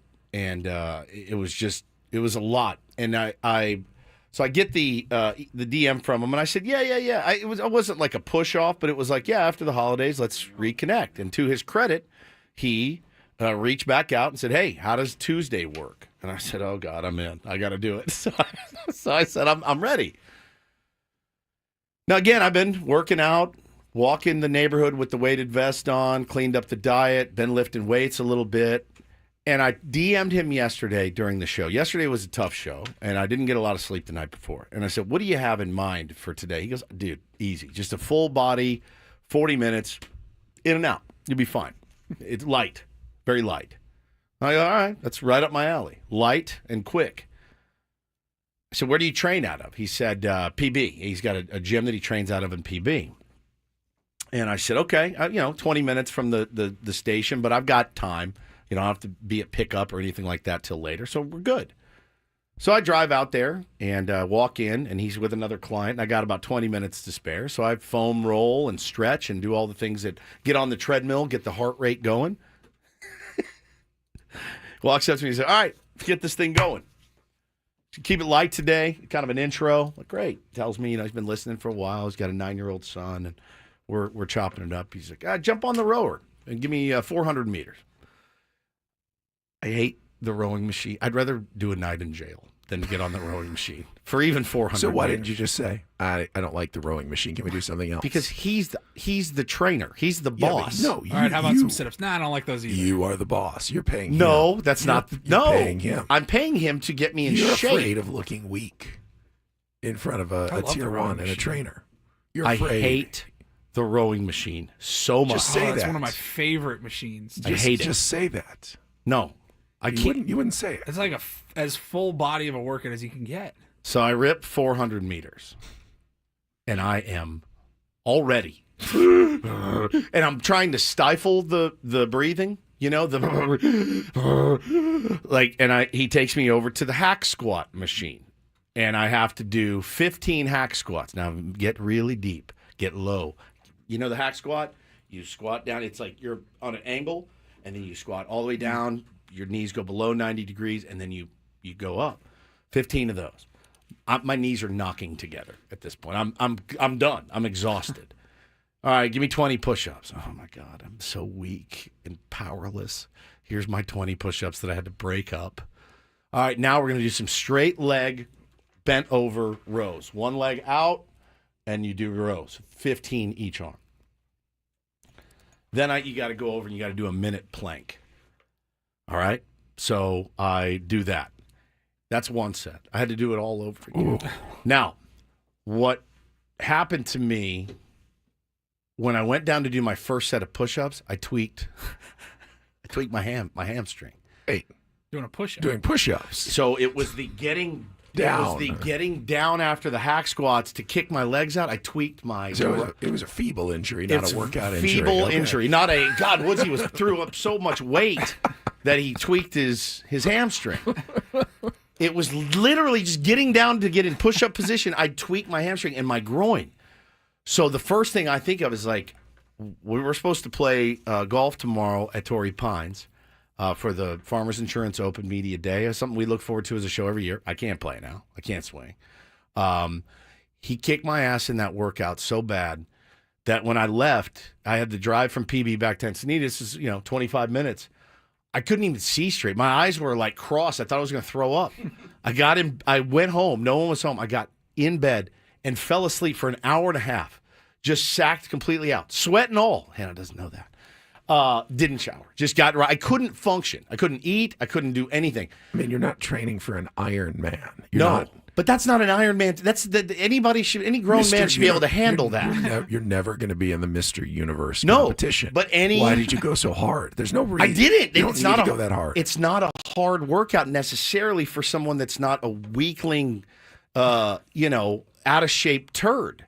And I told him, I go to the gym, a couple days a week. I don't feel like this when I leave, right? Meaning I'm not pushing myself hard enough. You're not doing it right. He kicked my teeth down my throat. And I got home, I literally pulled the covers up over in bed, and I fell asleep for an hour and a half. Jeffrey said, that's a bit much for an intro. I thought so, too. I agree. But I went to my trainer yesterday for, the 5th straight year of Tuesdays, and we never get that, not that intense of training. So who's right and who's wrong? But I told her, I want to keep it light. We work on flexibility. We don't do heavy weights. I didn't do. We're very careful with my knees and back. I didn't do heavy weights. I'm a 49-year-old man. I don't want to injure myself. That's like part of the deal. I got injured. So I don't. I got injured the first day. So now we got fantasy camp coming up in 10 days or so. We're going to go out and play 2 games a day. My hammy is fried. My groin is fried. I don't know what like to you're do. ready for fantasy camp. Are you warning the Padres training staff before you arrive that you're going to need some extra work on your groin when you're there? Yes. I texted our buddy JoJo yesterday, and I go, hey, dude, I'm so sorry to bother you. I tweaked my hamstring. I'm embarrassed. I go, what do I do? Rice, rest, ice, compression, elevation. Do I do heat? And he's like, do I do my gun on it? So I did my gun on it right around the, areas. So I'm laying there and just go with the gun on my groin, my hamstring. I had an ice pack around it all night. Hannah's looking at me going, that's my husband. And he's 49. It's only going to get worse. So surely, you texted the listener and said, I'm never again. Done. Don't lose my number. No, Done. Can I chime in? Sammy's here. Hi, Sammy. Yeah.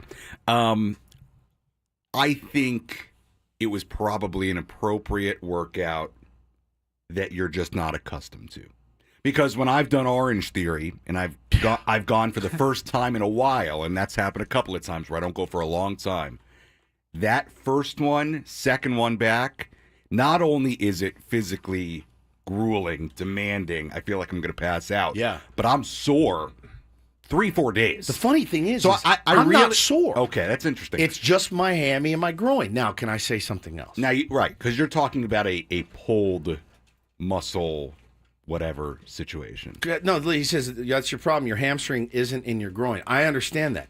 I had a little twinge in my groin for a while.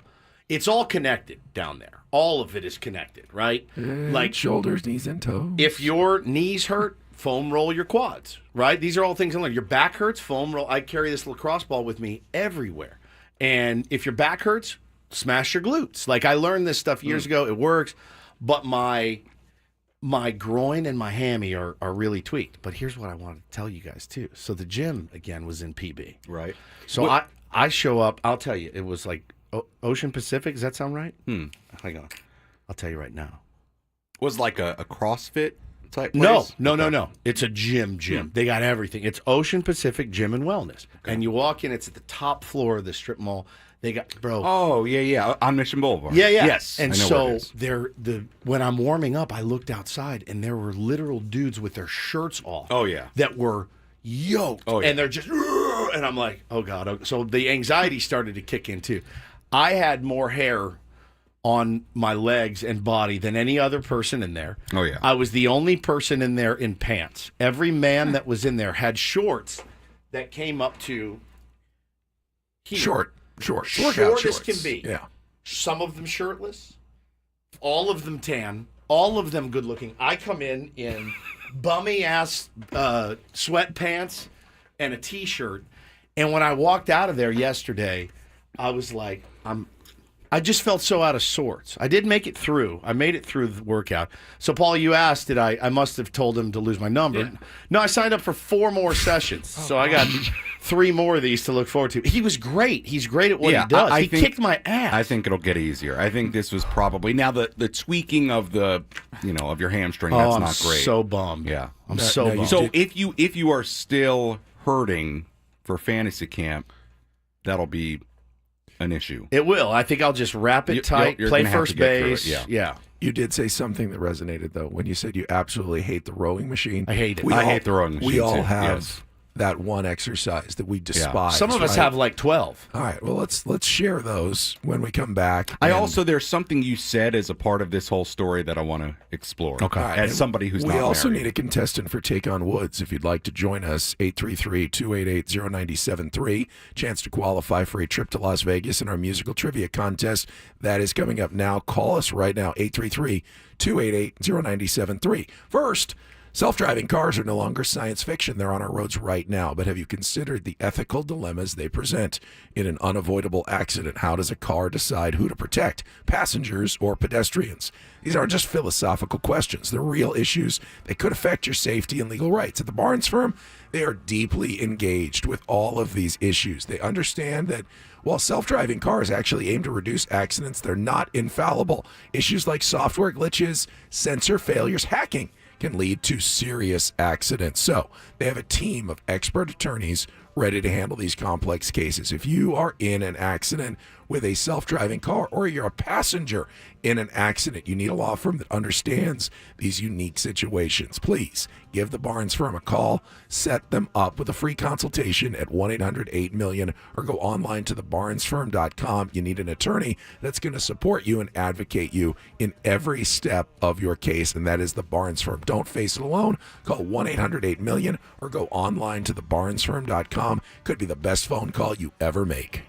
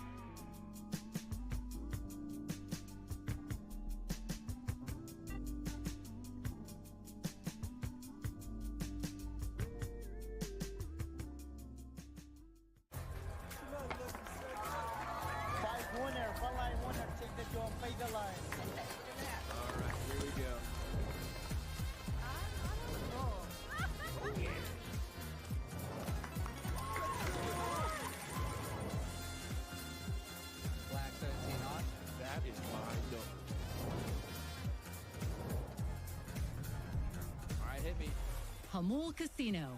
Fun above all else.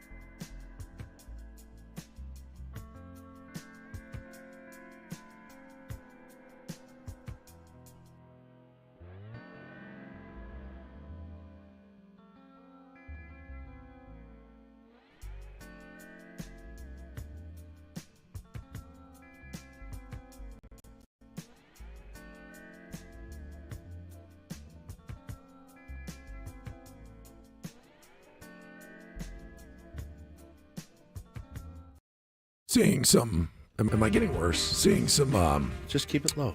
Seeing some unpopular exercises in our chat. Get a good, like, clear. There's nothing in there. Yeah, there's nothing in there.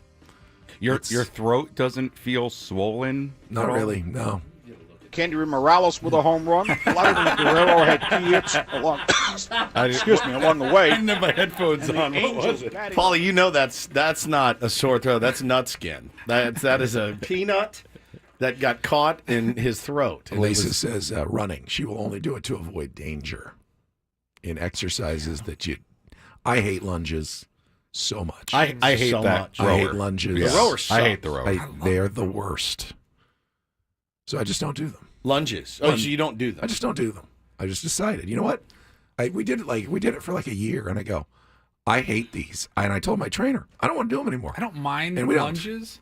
Ever tried to lunge backwards? Yeah. I feel Terrible. like a complete Like moron. a baby giraffe. The medicine, the medicine ball when you're Love twisting. the medicine I don't ball love the medicine twist. ball Oh, twist. anything with a medicine ball, I like. I like med ball slams. I do like those. rotational throws into the wall. I love those. I had to do once the I don't know what they're even called, the heavy ropes. And you gotta, The attack whip ropes them. or whatever. Yeah, those Those forever. look cool in Forever. movie montages when the Yeah. hero is Yeah, that's what they training. do. Just wham and wham, and then Yeah. my old trainer used to love those. Yeah, burpees. No. Forget it. No. Forget it. No. Forget it. I don't need these. You see- Make me just let. Can I just do jumping jacks for my cardio? I like those. I'll Jumping do jacks, too. I'll rip 100 jacks are jumping fun. jacks on you in Yeah. a second. Those are fun. Yeah, lunges suck. The rowing machine sucks. Front squat is one of the worst exercises ever. The barbells in front. Back squats I love. I can do squats all day. Very important, I think, to our longevity. Love those.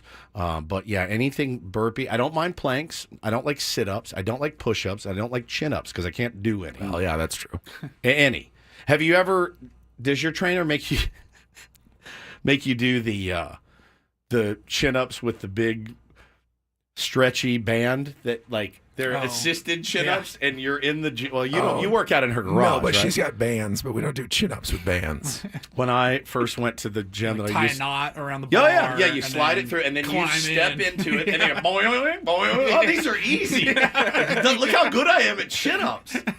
You feel so lesser than when you go and do it. So I'm a little concerned that the contestant is not going to be able to understand me or take on Woods. So we're going to enlist Sammy Levitt as the guest host today for Take on Woods. An honor. Let's get to it. Wow.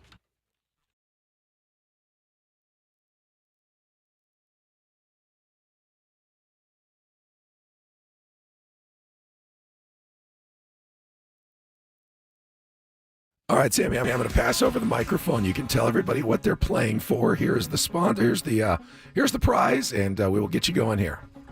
All right. Time for Take on Woods. The prize today, a 2-night stay at Planet Hollywood and 2 tickets to see the Scorpions.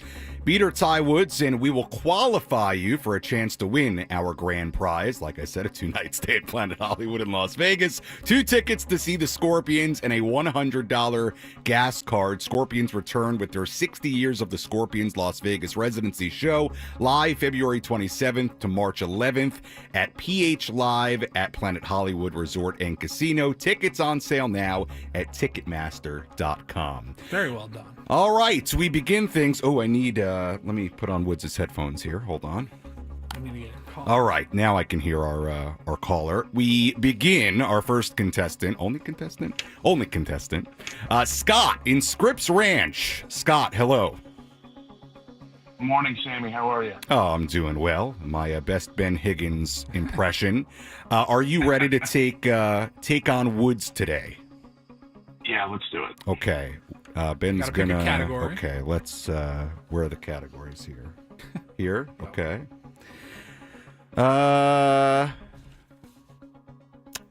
So. Just read. All right. Oh. Just read mystery category. Okay, mystery category. All right, we got. Oh, I see. Okay. We have the mystery category. We have all my questions and M&Ms. Those are your 3 category choices today, Scott. Tell them what all my questions. All my questions today. We have 5 song titles that all begin with the words "all my." The M&Ms category, 5 song titles that include a women's name that begins with the letter M. And the mystery category. So, what do you want to play, Mystery Scott? category. That's the one where you get the 2-second song right. Then that's your clue for the rest of the other 4 category or the other 4 questions. Yes. So, what do you want to play, Scott? Let's do All My. All my. Okay. All my. We will play the all my questions category. 60 seconds, right, Paulie? 60 seconds. Correct. And we will begin Give me with 1 the second.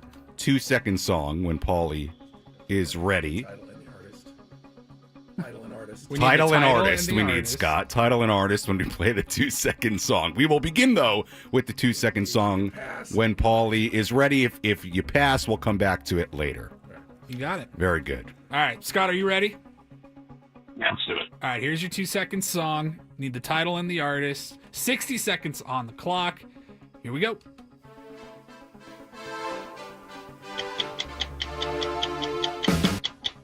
I know it. I got to pass, though, for a second. All right, Scott, in a country classic from 1987, it's why George Strait hangs his hat in Tennessee.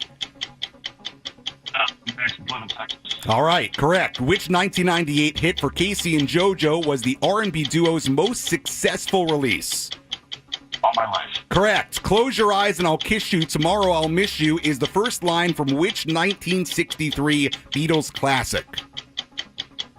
All My Loving. Correct. Which 1984 song was reworked by Hank Williams Jr. into the Monday Night Football opening theme starting in 1989? My Rowdy Friends. Yeah, keep going. You're What's the almost rest there. of it? All My Rowdy. Go back to the 2 seconds. It's All My Love Back- by Led Zeppelin. Yes, Yep, correct. yep. Back to the last question. Which 1984 song was reworked by Hank Williams Jr. into the Monday Night Football opening theme? All right. That was 4 out of 5, It was correct? so close, yeah. The answer to that, by the way, Scott, was All My Rowdy Friends Are Coming Over Tonight. So close, but doesn't count. It's 4 out of 5. Okay, 4 Now we out of bring 5. back Woods. He's talking to Adam. We'll bring out back there. Woods. doesn't get the category. The messiest version of Take on Woods ever, but we're getting through it. Crushing it. Oh, yes. Those work. I got Yes, yours, Yes. Sorry, I had to take yours. You're fine. Okay. So, man, Woods, live radio. you are taking on Scott today. You know how the game And, works? I do. Okay, very good. Great. All right. 60 seconds. Let's take on Scott. That's All My Love, Led Zeppelin. Correct. And a country classic from 1987. It's why George Strait hangs his hat in Tennessee. All My Exes Live in Texas. Correct. Same. Which 1998 hit for Casey and JoJo was the R&B duo's most successful release? Everyone's going to make fun of me. I don't know. Come back to it. Pass. Close your eyes and I'll kiss you tomorrow. I'll miss you is the first line from which 1963 Beatles classic? All My Lovin'. Correct. Which 1984 song was reworked by Hank Williams Jr. into the Monday Night Football opening theme starting in 1989? All My Rowdy Friends Have Settled Down? No. Incorrect. Try again. No, keep going. All right, back to which 1998 hit for Casey and JoJo was the R&B duo's most successful release? What's the category? Love? Something love? No. Crap. Taint. We got a That's an winner. L. Is Scott. that it's an L? It's an L. Now, how much of that has to do with the host? I don't know. I don't think very much. I don't Okay. think very much. I think you were fine. Okay. Let's just switch headphones, though. I'm very Scott, comfortable. congratulations. Sammy, you did a great job. The category was all my questions. All My Love, All My Exes Live in Texas, All My Life by Casey and JoJo. All My Life. All My Loving by the Beatles, and All My Rowdy Friends Are Coming Over tonight. What did I say? All My Rowdy Friends Friends Are Settling Down. That was his sequel, I All think. My Rowdy Friends Have Settled Down. But the first one was All My Rowdy Friends Are Coming Over Tonight, Mm. which was the Monday Night Football theme, obviously, for many years. Many years. Scott, congratulations. Paulie will get your information. Good job, during Scott. The break. First Put you L. into the drawing for the trip to Las Vegas. Congratulations. Okay. Sorry about that. I know Woods loves Black Monday in the NFL. What? We also had Black Tuesday yesterday. Yes, we did. And another We coach lost another one. Lost his job. We can get into that and more coming up next with Ben Woods on 97.3 The Fan. But first, going to tell us all about QC Kinetics. I am going to tell you about QC Kinetics. Now, I wish that I had hurt one of my joints yesterday in the gym, because if I did, I know exactly where I would go. I would go to QC Kinetics, but I hurt a groin and a hamstring. But if you have joint pain right now, and you don't have to live that way this year, if it's your knees, your hips, your back, or shoulder, make the decision now to say, no, I'm not going through this again in 25. So get moving again with help from QC Kinetics, the nation's leader in regenerative medicine and joint preservation. Revitalize your joints with advanced orthobiologic treatments at QC Kinetics. Natural solutions like PRP to attack the pain from arthritis. Tens of thousands of people, I'm one of them, have discovered these cellular treatments. They're living their life again without constant pain in their joints. If you want to learn more about how you can refresh your joints, get lasting relief with these incredible treatments, call QC Kinetics. They'll give you a free consultation. Deal with joint pain now so you can make the most of the new year. 619-614-PAIN, 619-614-PAIN, or go to QCkinetics.com. But call them today, 619-614-PAIN. Let them know Woodsy sent you.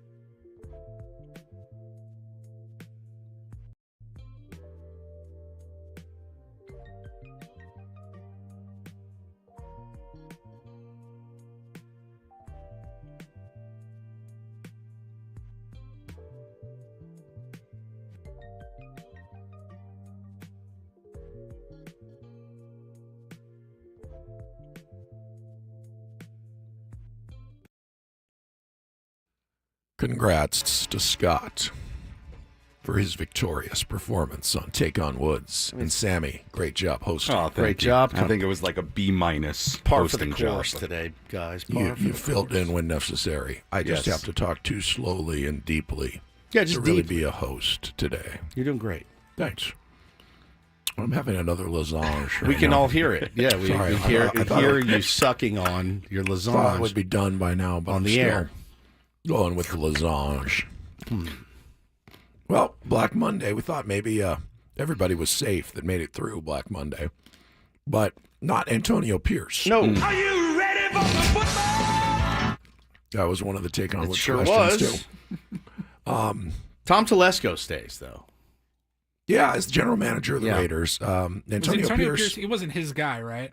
That was not his guy. He was the interim. Well, he was the interim. Filled in Yeah. for whatever remainder of the previous season. This was his first full season. year, yeah. But he was promoted to the interim coach, and then they hired Telesco. So the Raiders were the victim of one of those mirage hot finishes under Yes. an interim coach, and they felt like, let's roll with the good thing. The old Rob Thompson. Yeah. Well, no, that was not a mirage. He's been done fine. He's been fine. But you know what I'm saying? done Like, good. he got the gig, but It happens sometimes where a guy looks good for 3 or 4 weeks, and you Yeah. go, well, we can't. I mean, we got to hire him now. the right? players love him. You know what? Yeah. I'll tell you what. The Phillies lose in the division series this year. Then it's Gonna the get mirage. hot. I Yeah. know exactly. It is. There's something to it, right? Like, it was so bad under this guy. This guy comes in and he's fresh and he's open and he's seen all year long what not to do to relate to the players, right? And so he comes in and he gets 4 games left and he's like, I'm going to do it different. We're playing for each other, blah, blah, blah. They go out, they win some games. You're like, you know what? They love this guy. They'll run through a wall for this guy. Let's get him in. And then he gets the full slate, the full season, and it doesn't go well at all. So keep in mind, Tom Telesco's track record of hiring coaches is abysmal. With the Chargers. Yeah, I mean, the worst. They've hired, what was abysmal. the stat that I saw? Yes, the Raiders as an organization, yes, Mark Davis and Tom Telesco, maybe the 2 worst employers of hiring managers in sports franchise history. Mike McCoy and Anthony Lynn are 2 of the worst head coaching hires of this generation Correct. of football. Correct. Both made Mark by Davis Tom has Telesco. John Gruden. Yep.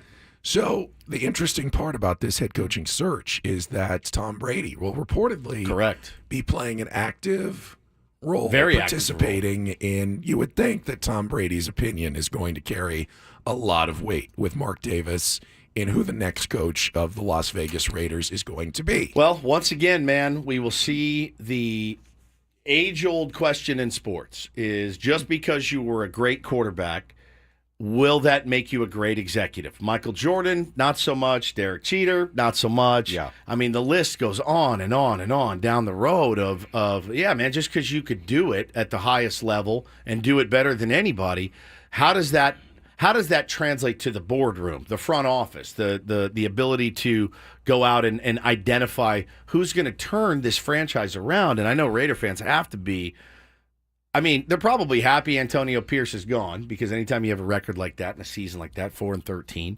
you're like, all right, we need fresh blood in here. But you need players. You need, for me, if you're firing Antonio Pierce, you got to fire Tom Telesco. You just have, if you're going to start it over, start it over. I disagree. I think you got But to Telesco let the didn't- GM that you hired Right. bring in his guy. I agree with that. Tom Brady didn't hire Tom Telesco. Yeah, but Tom No, but Brady's he's a minority minority owner. But if he's picking who the next head coach, He's part of the helping who's process. picking the next head coach, take it out of Mark Davis's hands. Put it this way. Are they going to overrule Tom Brady if he says this guy should be our next head coach? Right. Who in that room is going to say, Tom, Davis, you don't know what you're talking You're about. dead wrong. I don't. Mark Davis isn't going to do it. No. Tom Telesco isn't going to do it. Tom Brady is picking the head coach. It may be sold as a collaborative effort, but I can almost assure you his opinion is not going to be overruled by anybody in that Yeah. room. And yeah. Which is problematic because he's also the number 1 lead broadcaster Right. on which is Fox. crazy. Which is crazy that you would have somebody who would pick a head coach and then possibly broadcast their games on national TV. Yeah. My God, that's Bill Belichick's music. Yeah, He right. I comes mean, walking in. But again, if you're a Raiders fan, it's just more of the same. Every year, this organization is trying to get back to their former greatness, and I don't know. I don't know who the right answer is. I don't know if you go young, if you go retread, if you go, way off the charts with, bringing back somebody like John Gruden. I don't think they will. And they don't have a quarterback. They don't have a quarterback No. because Mark. That's the team that he was fired from. Listen, they have no quarterback. They need huge help at skill positions, line, the whole thing. You got to start there and build outward. But yeah, I wasn't surprised when Antonio Pierce got let go. Who is like the best former player that also had success as an executive? And I mean this in like the level of player that they were, In as all well of as sports? executive. Jerry West. Jerry West. Yeah, Jerry West. Was his- NFL, John Lynch is. Yeah, Hall John of Lynch Famer. was Hall of good. Famer. Yeah, very good. Because you're right, like the better the player, it seems like the worse the executive. I mean, in baseball, recent example, you could argue maybe. Well, Chris Young was a pretty good pitcher for He a long was. time. He was. I mean, pitched a long We'll time. see how He's been Buster Posey does. good executive. in his- That's going to be his a great chance, one. Yeah. coming up. But Magic sometimes- Johnson, how much of an executive is he, or just money behind the scenes? I don't know. I think he's technically an executive, right? I mean, he is. yeah, No, absolutely. he's an executive. So I don't know how. I mean, it's not like they. Danny Ainge, that's a good one. Mm-hmm. Mm-hmm. Oh, that's a good one. Yeah. Adam Klug says Michael Jordan. He was It's he was exactly terrible. the opposite Terrible. of what we're talking about. Oh, then he says lol. That Adam, I can't. I'm not allowed to make fun of him. The Great dynamite comment. Dynamite drop. Keep it up. Keep it up. I walked up the stairs with Adam. So tell me Okay. more about that. Why? You walked up the well, stairs. we walked in at the same time. You guys know he walks up the stairs. I did not know that. Oh, I didn't know he walks up every day oh. From what I understand, he walks up. He does not take the elevator in this building. for exercise. I believe so. Does he wear his weighted vest? I He was have not wearing his weighted vest. I have not gotten the feedback on the weighted vest from him yet. Well, he wasn't wearing it today. Remember Is that when an eyewash move? we walked it? We Yeah. walked in at the same time. I said, "I'm here to help out your popular morning program." He said, "Do you want to walk the stairs with me?" I said, "Sure." And we walked up 6 flights of stairs. I've done it. I hate it. I just don't want to be sweaty when I get to work. Yeah, I get out of breath. I found out yesterday, I don't really like being out of breath. Once I start to get out of breath, I start to panic more, and then I'm more out of breath. So I like a nice medium pace. Just a nice, let's get some lifts in, take a little 2-minute breather, minute and a half, get back to lifting. I don't like this super circuit, hit the rowing machine in between your pulls and your squats. We can stretch it out even an extra 20 minutes. Yeah. You'd love my trainer. She never forces me to go faster. Just go at your own pace. It's nice. It's leisurely. See, I don't need that. I'm a leisurely guy. I need the opposite. I'm a leisurely go at my own pace guy anyway. I need somebody to whip my ass, and that's what I got. Thank you, Brent. All right, 3, 2, 1.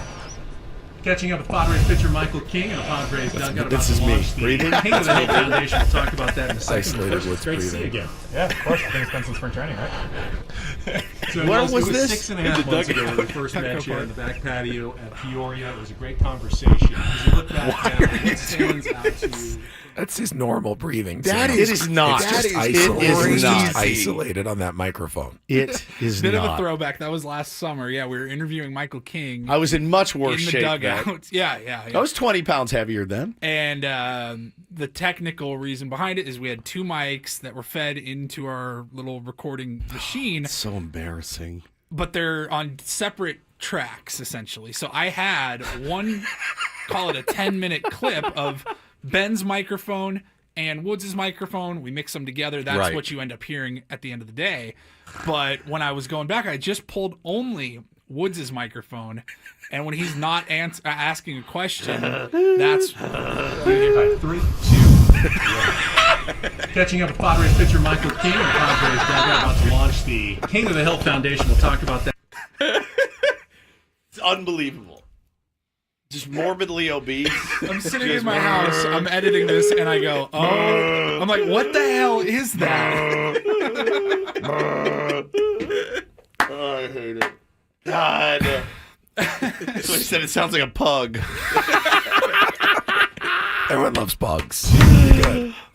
Catching up with Padres pitcher Michael King and the Padres Paulie. dugout about to launch the That's more embarrassing than me saying that Peter Seidler wanted to eradicate the homeless population. yesterday, which I listened to 1,000 times. All right, speaking of things that are bad for your health, stress is bad for your health. And I just got an email that made me laugh about the most stressed fan bases in Major League Baseball. It's not even close. I'll tell you where the San Diego Padres rank on this this obviously PR style email that I just got right after a check of traffic here on 97.3 The Fan. From the 855 Get Ross Traffic Center, protecting San Diego after accidents or injury, here's Kelly Danick. Traffic is sponsored by Jack in the Box. Double trouble on westbound 8. Got a crash before Waring Road. Several vehicles in the center divide. Then more slowing toward this accident before Taylor Street. This is always a tricky spot. Accident in middle lanes for you there. That's West 8 before Taylor Street. Also, northbound side of the 805 at the northbound 15 connector ramp. There's a crash involving a couple vehicles. Looks like this may have the right lane of that transition block. And northbound side of the 15 before University, there is a solo vehicle accident over to the right shoulder. Eastbound King Freeway, still clearing an accident just past Euclid. It's over the right shoulder. Emergency crews have got that right lane blocked. Don't like to be told what to eat and when? Then let me introduce you to the $6 all-day big deal meal at Jack in the Box. No matter the hour, you get to choose from 4 entrees and 5 tasty sides, plus a drink. So, do you and get a burger, fry, and hash browns in the morning. At Jack, every bite's a big deal. I'm Kelly Danick with Ben & Woods, San Diego's #1 sports station, 97.3 The Fan. All right, so I got this email from a PR guy named George. This just came in. It says, "Hi, Ben. Hope you're doing well. I don't sound like it, but I'm doing fine. Thank you. Being a sports fan can be a roller coaster of emotions, especially for MLB enthusiasts. But that begs the question, which fan base feels the most stress? To answer this question, the team at Vegas Insider analyzed every team in Major League Baseball across 7 stress factors. These included the number of games lost in the 2024 season, average attendance, online positive negative sentiment, and the year of their last World Series win. With all that considered, they've come up with their list. And according to Vegas Insider, the #1 most stressed team in Major League Baseball is the Colorado Rockies. Makes sense. I don't sense a lot of stress from Rockies fans. No. I sense resigned depression, but not really any stress. There's no chance. They have no chance. There's no reason to be stressed. Yeah, you don't get stressed out about things that you didn't expect anything from anyway. If you're a Rockies fan and you're getting upset because the Rockies lost 100 games, well, you weren't paying attention. You know, like you. Were we all stressed out in 2014? I don't think so. No, you just kind of knew this is going to suck. Yeah. And when you know something's going to suck, you're not really stressed about it. You're not adding any big time players. Yeah. You're not expected to win. So the Seems very unstressful. The next 4 teams on the list, I can see. It's the White Sox, the Rays, the Athletics, and the Marlins. Okay. All right, the so worst teams in baseball. it's bad teams. You know, there's been a lot of stressful things. The Rays had their stadium. The Torn attendance apart. is Yeah. bad. The Athletics are moving. The Marlins spend no money. Their stadium is empty.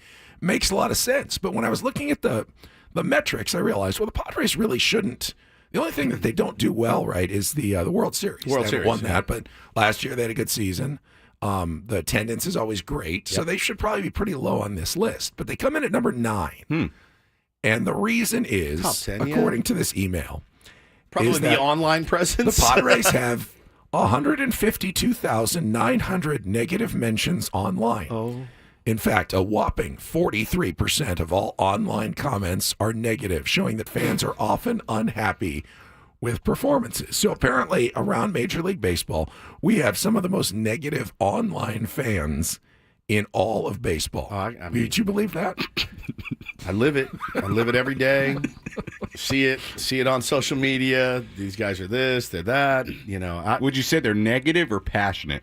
That's a good point, Sammy. There's a distinction to be made, I think. But this is based on 2024. I mean, I feel like before the end, for a good 3-month, 4-month stretch, wasn't a whole lot of negative baseball-wise. You're really sweet to think that. But, when you do a 4-hour radio show and you monitor this chat, This team they'd win like 7 in a row, and it would be like you guys yelling at us, and they're like, you need to do this and that. It's all right, man. I get it. This is smoke and mirrors, blah blah blah. Like, look, man, I like winning ball games any way I can. It doesn't really matter how you got there. I don't think anybody could have foreseen the 24 scoreless. No. It was an anomaly, especially last year. But there's negativity, sure, but there's also a lot of positivity. Well, now I get these emails all the time, and let me tell you, I am highly questionable of the methodology of some of these surveys. They're just PR emails. There's nothing really scientific about that, and I think I agree with people in our chat are saying it's probably Dodgers fans. If someone tweets Padres suck, and that goes on as a negative comment, Benny, I'm going to say there's a lot of Padres fans too. Yeah, but there's some also a lot of Dodgers fans that are tweeting negative things about the Padres. I'm sure there's some. We've talked about it before. There's the percentage that just like to complain, and that's okay. That's your right. Somebody commented in the chat, Kevin from Chula Vista is 40% of the negativity. Yeah, I was going to say 153,000 negative comments. I know of 4 guys that could probably count for 70% of that. Which again, that's your time. That's where a lot of, and what I realized about social media is a lot of people just use it to vent, just to kind of get it off your chest, and you can't take it personally. I don't take it personally anymore. I just sometimes you just want to get it off your chest. Yeah, I mean, I think it's okay to vent. I don't take it personally either. Yeah, right. I mean, we talked about my hate, the hate that you get. There are some funny tweets too. Sometimes if they're clever, I kind of enjoy it.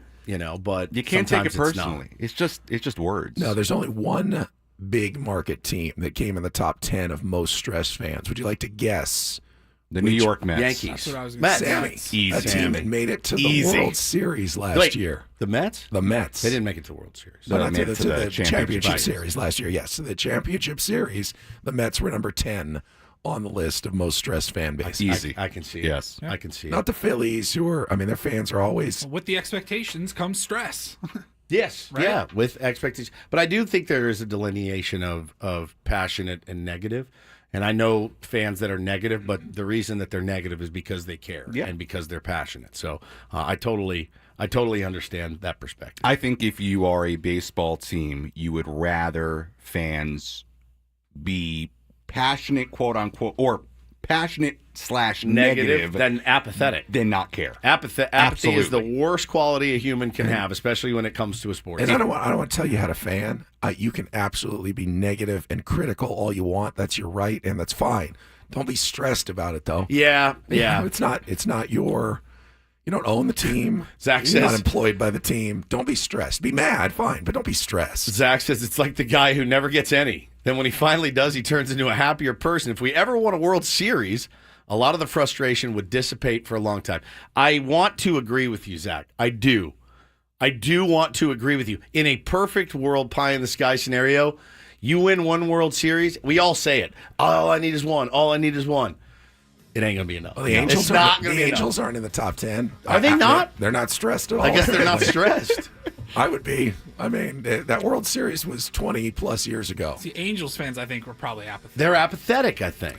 Got an Aztecs game tonight. We talk a little college basketball. Ryan will report in our final hour as well. All coming up. More Ben Woods on 97.3 The Fan.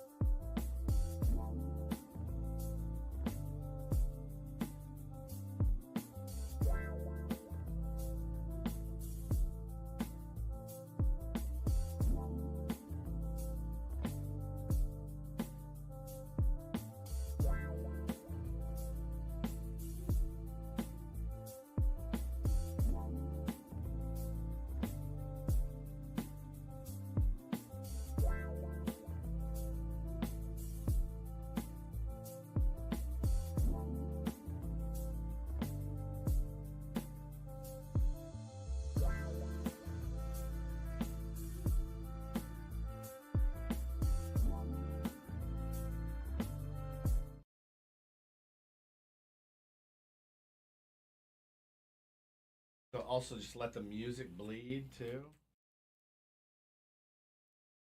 I'll play a song for...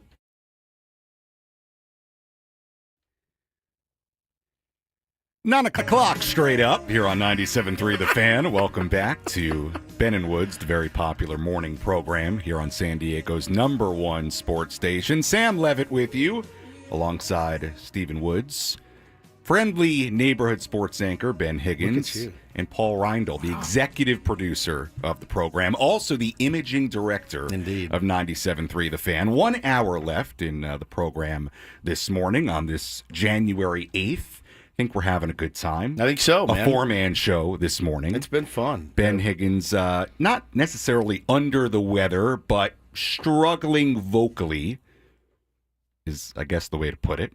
But sounds good. He's contributed very much so. Very much so. Yes. Thank you. I feel like I'm puppeteering Sammy right now to do what I would be doing at the moment, and he's doing a great job. That's fair. A lot of people in the chat still talking about what's going on up in L.A. right now with the very fires. scary. I don't even know what to tell you. Check out that app that Paul's wife recommended earlier, Watch Duty. That's D-U-T-Y. Obviously. I was texting with a buddy that is a fire captain here in San Diego, and he said they're sending people up right now. Then he sent me some gnarly footage. One of his guys sent him when they rolled up to L.A. He said winds are insane right now. I did see a fire chief earlier from Los Angeles talking about how all of this started from a backyard fire. And it just is like, oh, my gosh. And remember, this could happen easily here. Be very careful and safe today. It makes me want to leave today, go home and make sure I've got some ducks in a row. Yeah. As far as a grab bag, a go bag, and get things organized. I've got pets, I got kids. Obviously, no barbecues. One thing that sparks a lot of fires, if you have something loose hanging from your car, like metal, sparks on the road, catches the brush on the side of the road. I see that a lot. It happens. So make sure you're tight on your vehicles today. Cigarettes, the whole bit. Well, obviously, nothing flammable out of your car. You have to be so careful today. It is just awful what's going on. I did hear that my grandma, my Omi, she's safe. She got evacuated at 1 a.m. She's in her 90s. Got over to my cousin's place, and it's not ideal, and I'm sure it's really, really hard, but at least she's safe. And I saw the flames. You could see the picture from her living room in that area near Santa Monica right now. Just awful. It's apocalyptic. I mean, some of the pictures that you're seeing. Paula, your sister lives in Glendale. She sent a stepped video outside of her house and sent me a video, kind of just a full spin, right, full circle, and like she hasn't been evacuated yet, as far as I know, but you see flames from your doorstep. I tweeted a video of a guy inside his house. Oh, I mean, yeah, it's I saw engulfed. that. It's like, what do you do? When you see the flames, you're like, okay, this is really Once happening. you see the flames, it's almost too late. You should be gone before you can see flames approaching your And, house. like for my sister, she like went and got gas, cars packed, I believe, like grab the cats and get out of there because like you said, if you can smell the smoke and see the flames, in a lot of cases, with how fast these flames move, it could be too late. Please, if anybody hears of an organization that is gathering money or water or whatever, the Watch Duty app is good. I put something on my Instagram as well that there's shelters right now in L.A. as well. If you know somebody up there, I'm going to pull this up right quick. Mutual Aid Resources, the Palisades and Eaton Fires. In the comments here, there's places that are taking people in. There's Compton Cowboys can haul horses. A lot of people asking if they can volunteer. A lot of people recommending Watch Duty as well. The Pasadena Convention Center has the Humane Society on hand and offering pet boarding. There's masks that are needed. There's all kinds of things that are needed right now. So if you go to Mutual Aid LA on Instagram, you'll find some resources there as well. Don't forget about the animals. I saw our beloved Annie, Fat Bottom Girl Bakes, who was at the extravaganza volunteering to go help out with horses. There's a lot of ranches up in that area as well that have animals that need to be evacuated, and that requires special care and expertise as well. So just so much going on right now, and prayers certainly going out, but be careful down here today. We've lived through it before. We don't want to have to live through it again. No. And resources are stretched badly already. Yep. I just All right. the idea of like having to pack up whatever you can is terrifying. 2 kids. And knowing like there's a good chance we come back and everything we have is gone. Yeah. 2 kids, 3 cats. I figured out. You know what I mean? Like what's the move here? It's a lot to think about, and some of those people didn't even really feel like they had a chance. It spread so quickly last night. But yeah, people in our chat, of course, our tier ones are very, very generous. We're ready to donate clothing items and things like that. I'm ready to spend some money, whatever we need, to get people whatever they need up in LA. Do have some college basketball tonight in San Diego, 7:30 tip-off at Viejas Arena. What a spread it is. San Diego State hosting Air Force. Now they're terrible. They're bad, but I was listening to when Mark Ziegler was on with Gwen and Chris yesterday, and Air Force runs a matchup zone defense. The Aztecs have faced 2 teams that play matchup zones this year. UCSD, who led the Aztecs at Viejas Arena in the second half, and the other one was... it's slipping my mind now, but another team they struggled against offensively. Utah State. Yeah, in the second half, they absolutely could not score against Utah State in that matchup zone defense. So does Air Force still run the offense where they put you to sleep? I believe so. The 4 corners type, Princeton style, slow down. Run the clock all the way down. down. You know, Air Force. And then shoot. Yeah. I think they've relaxed some of the restrictions, but it always used to be if you were over 6'6", it wouldn't let you into the Air Force. You wouldn't fit into the planes. That's right. Which always hurt their basketball team, especially inside and underneath. They were always just a bunch of, every guy was 6'4" across the board, and they were all kind of wing players. The show used to show up to those games in pajamas and bring like sleeping bags and pillows because they put you to sleep. Yeah. It's a good bit. I like a good bit. So, I don't think... I mean, the line's come down. Line was 21.5. It's 19.5 Yeah, now. they've realized that the Aztecs might not have their best offensive performance. Hit the under on that. It's an under sort of day for San Diego State, but if they figure it out, they should blow this team out. Under 131 is the total. That's what, 66 to 65? Yeah. I mean... It's not a high number for college 130, basketball. I usually would almost always take an over, like 130 or in the 120s. They're like, they should be able to get there. Do the Aztecs score more than 75.5 points? I feel like yes.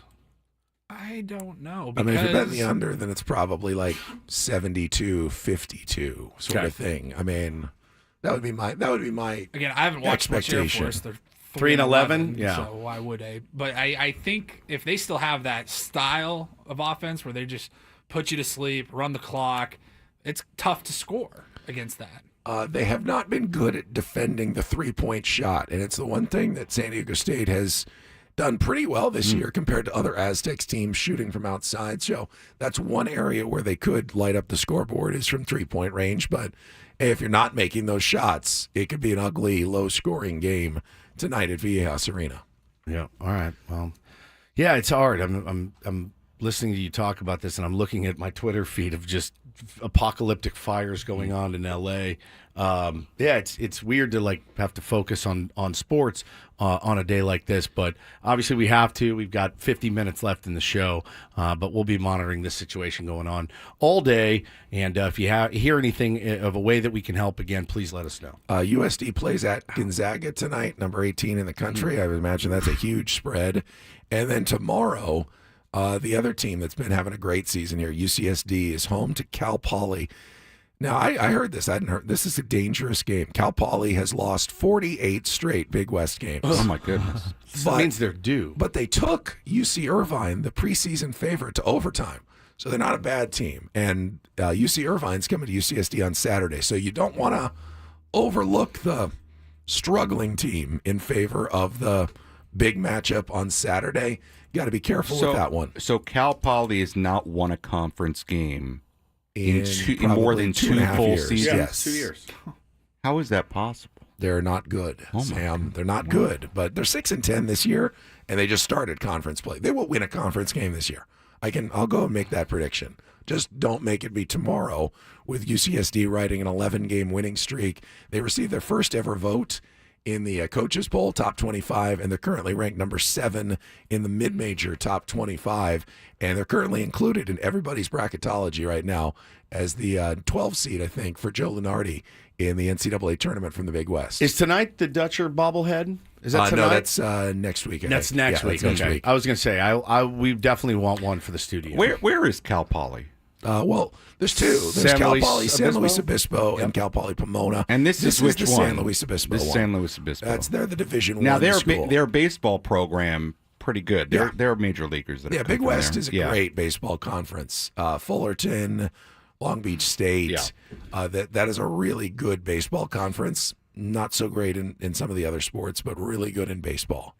The other Cal Poly is Cal Poly Pomona, right, which is a Division II school up in the Los Angeles, East County of Los Angeles area. Not where I went to Pomona College. They get confused, different things, but there are two Cal Polys. This is the slow San Luis Obispo one. Why don't you take a breather? I will do so. A little gargle? I thought you went to San Diego State. No. That's Paul. He went to San Diego State. I went to Pomona College, Division III school, one of the Claremont colleges. A college golfer. Division III. Really? College golfer, yeah. Who knew? Yeah. There's one college athlete on this program, and it's Ben Higgins. That's right. Yeah. Look at that. Legitimate Division III. Not only college athlete, second team all SCIAC my senior year. Second team all conference. How did you feel about winning second team? Oh, I was so overjoyed. Were you? Can't even believe it. I mean, when they announced it was our last tournament.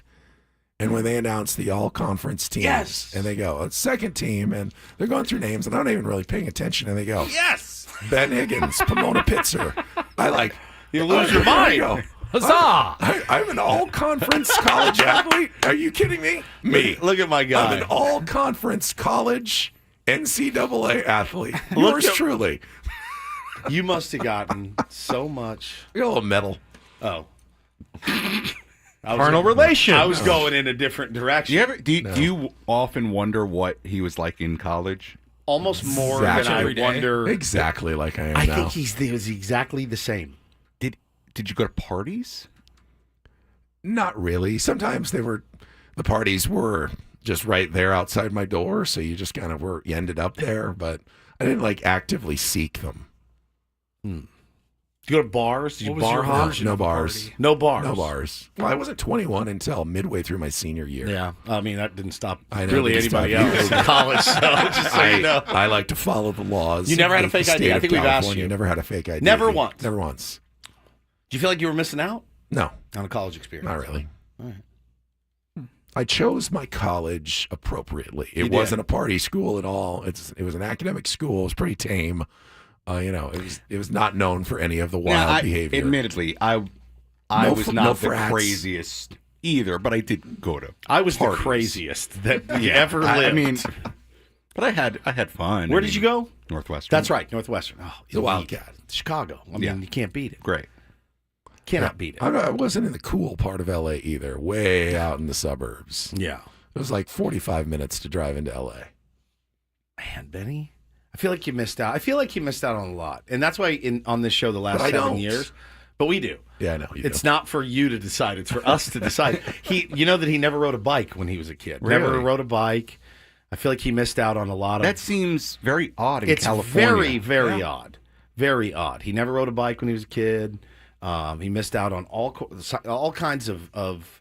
It's by choice, though, and it wasn't like deprived by my parents. No, the bike was. But I feel like I had a bike. I never rode it. I feel like in college, I feel like you said it was by choice, but I don't think it was. I feel like it wasn't like. I think you wanted to go rage I and didn't. stuff. I don't believe you. I didn't. I don't believe I you. really, the Ragers. I didn't like that stale beer smell of the parties and everything. Just Well, wasn't it kind for of me. goes back to one of I think the core premises, if that's the word, of this show, which is you pulling the demon out of Ben Exactly Higgins. right. Yes. I said it that day, and I Yes. didn't realize just how true A it would core be. tenet of A the core Ben tenet of Woods the show. program. Yes. Now, him riding a bicycle around a parking lot isn't exactly pulling the demon out of him, but I want Ben to experience things that he'd never experienced. One of the before. other core tenets is how I lost 40 pounds in 60 days with SDFatLoss.com. You can do it as well. Make the call in the new year. A new you. Take advantage of their New Year's special. $200 off now through January 31st. Simply set up a free consultation and find out how their program works. It's based on real foods, things you eat every day, stuff you get at the supermarket, steak, chicken, vegetables, berries. You got some fruit in there. I lost the pounds fast, up to a pound of fat per day, up to 10 to 20% of your body weight in just 60 days with sdfatloss.com. What it does is it resets your metabolism so you can keep the weight off for good. Your metabolic age going down. I feel years younger. You sound it. I do. You sound don't it. I? Yeah. I mean, years younger after Oh, yeah. 10,000 cartons of cigarettes. But yeah, I feel years younger. Please don't wait any longer. Take advantage of the $200 off special. Go to sdfatloss.com here in the new year. Schedule your free consultation at sdfatloss.com. We'll be right back after a check of traffic here on 97.3 The Fan.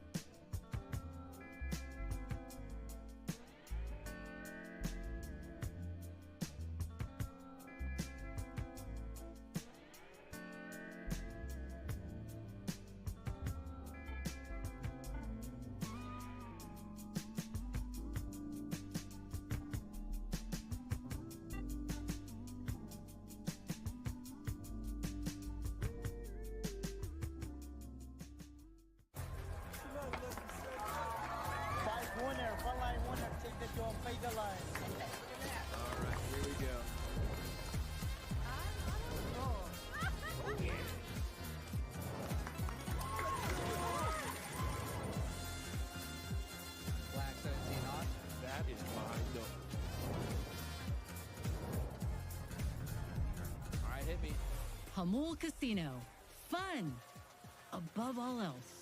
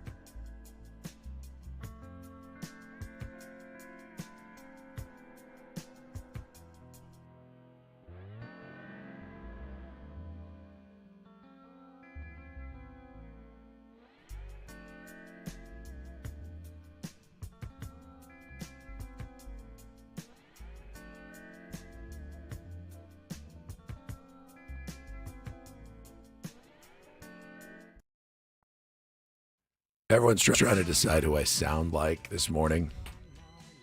It's I got a RFK lot of Jr. Batman, Sound RFK just Jr. like RFK Does anyone remember the old radio host, Scott Farrell? Farrell on the bench, Well, 1-800-BENCH. he's a little more like this. He's a little more like this, but that's the one I can kind of do. If I wanted to talk like Scott Farrell, I could probably talk like Scott Farrell, and you'd probably actually be able to understand me a little bit more because I can go like this, and I can talk with some volume if I go this low. But it does sound kind of silly if I go this low and talk like this for the rest of the show. But otherwise, it's just me sounding scratchy the rest of the way. I don't know Mystical, Paulie. That's a rapper. Or is it a rap group or a rapper? He's an individual. He's an individual rapper. Somebody said Ben Reed's rap with any Mystical song right now would really capitalize on the situation. I'm happy to play it. I'm happy to do it if you want. Play a little. What's up, bitches? What was that, Robot Ben? What's up, bitches? You can't say that. Wow. I don't know Mystical, I don't think. Yeah, there's been a different voice. M.M. McKee says it's evolved over the course of the show. Oh, yeah, it's definitely evolved. Actually, it might be at its best version right now. The higher you go, the worse it sounds. Yeah, So you lower just keep I it go. low. No, lower. Lower I go. Nope, lower. Lower register. Lower I go, the better it sounds. Do you have any Mystical I can hear? Does he sound like that? Paulie's pulling it up right now. Yeah, photo guy says it was way worse at the beginning. Huh. It's a testament. You always want to fight through it because in the end, you emerge. You just told me earlier. Victorious. You just told me earlier that I should have told my new trainer that I don't want to fight through it and that I should just give up and just don't and do what I want to do and That's not what true. he wants to do. Am I going to end up with a strained vocal cord like you end up with a strained hamstring? What if you're out for like weeks, like Because with of this- tonsillectomy or something? Do you have your tonsils? I do still have my tonsils. So somebody.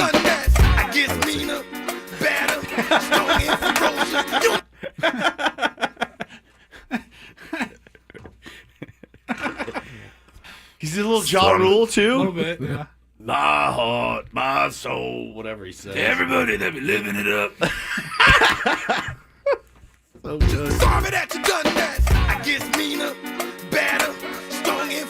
I just wonder, like people that have, like Scotty Farrell. It's amazing he went into radio. Yeah. You know, like I don't think his voice hurts, but like his voice was so. I mean, it's good to be distinctive. I guess it is. Distinctive Yeah, is good. It's that's memorable. true. That's true. No one's going to forget this show. That's for sure. That's for sure. If anyone's still listening, That's a good point. To be honest, Sammy Levitt is here. He's got another show later tonight. I do. That's Inside right. I San forgot to Diego mention that Baseball earlier. with Sam Levitt tonight at 7 p.m. 7 p.m. 7 p.m. Can't. Would you like to give us a sneak preview as to what might be going on in the world of Padres baseball that's caught Sam Levitt's fancy this week? Well, in the world of the baseball, I don't know that there's a ton to discuss. We'll talk about Roki Sasaki. I wrote down a couple of segments, like we'll probably go broad tonight. Broad. Major League Baseball. Recap all the moves that happened across the game since the last show I did, which I think was like December something 10th. It's been like 3 weeks, easily. Crazy that you thought when you signed off that night that there would definitely be some actual moves to talk about. Yeah. Well, I was hoping when I agreed with Adam to do the show that there would be some moves to talk Just about. at any time. Now, I will say, I haven't talked to Adam about this, but I'm sure I'm sure he would like me to continue the show into spring training, which I think will be very nice because I'll have a ton of interviews and content and things to talk So about. throughout, like while you're at spring training, I haven't talked to Adam about it, but I'm gonna. That's a lot, though. Well, it's only once a week. I can do it from the Airbnb. Those days, I'm out here trying to get him out of the gig, and he's selling himself into the gig. I'm I trying have- to get you less work. I've not cleared that with Adam. All right, but I would assume that he would very much enjoy that. But we'll do some broad stuff like tonight, like Major League Baseball. I was thinking about just a power ranking. Go 1 through 30 Look at right you. now, Ooh, which is power hard. ranking. Which Very is excited. Which is hard to do. Number grading one. each move that's been made since we were off. For the off Well, season so far. I mean, not the Padres. Oh, I was but- going to say that's no. an easy one. Well, across the game. I mean, if I'm gonna, there's not Do a you whole give- lot to discuss Padre wise. I mean, you guys agree? Padres off season so far. It's almost like, do you Incomplete. you get an Incomplete. F for not even showing up to the test? or do you get the incomplete? And it's But like, the let's test wait and see what you But it's a actually do grade when to you this retake point. it. The grade test to this isn't over yet. The grade to this point is an F. At the midterm, yes, they're getting an F. But most of the final counts for like 98% of the grade, and they haven't taken the final yet. I think, especially with AJ and what we know about him and what he's shown in the past, I fail to believe that there's not going to be stuff that happens before opening day. I Look, agree. We're a month away to spring training. Dude, the yes. pitchers and catchers reporting. There is a chance that there may not be much more to talk about until then, unless Roki comes or something like that. Obviously, look, that's going to be a story either way for us if he comes either or way. if he doesn't come. Yep. But I don't know. It's very incomplete, is what I'd put it. I'll give it an F. Oh, let's see. Boats says they had an F last year at this time. What have they done other than trade Juan Soto? What do you mean, other than trade Juan Soto? They got 5 players back that helped fill areas of need. But I don't know. No one felt that they had gotten completely fair value for a transcendent player like Juan Soto. I think we said at the time that it's always going to be it was tough a to pretty- trade Juan yeah, Soto, right. but what they got back was about as good as you could have done. Yes, but at the same time, and had they added anything else at this point? I hadn't signed Jurickson yet. No. Hadn't traded for Dylan Cease Nope. yet. And Arise, none of those Those all moves had later. happened by December. Oh, you know what? Tonight or on January. Tonight on my show, I definitely want to also revisit the Profar versus Arise conversation. Okay. What that you about a had. Mike Brousseau deep dive? We could do a little Mike Brousseau deep dive. How about a Tirso Ornelas? I already did that though. You did that like a month ago. The Juan Soto trade though was a massive cost-cutting trade. That's what you don't. That's what you're kind of not wanting to see. Yeah. And they haven't done that They've this not year. done that. Last year they had a massive cost-cutting trade already. Boy, it was something though. and you wasn't feel like this offseason has been worse. it was something. All right, we got the Rydell report in our final segment coming up next. Paul, you want me to take over for you, or are you good? Don't mind, All right. actually. No, yeah. you want me to do the Rydell report as well? There's a story that I had not even thought about that could come into play in the NFL playoffs. Pretty wild. And I know what you're I was like, talking about here. This you're is right. nuts. That would be pretty amazing. No, I'm not cheering for it, but it could be. We'll tell you about it coming up next. First, though, you'd have to. I know you don't want to think about what happens when you're gone.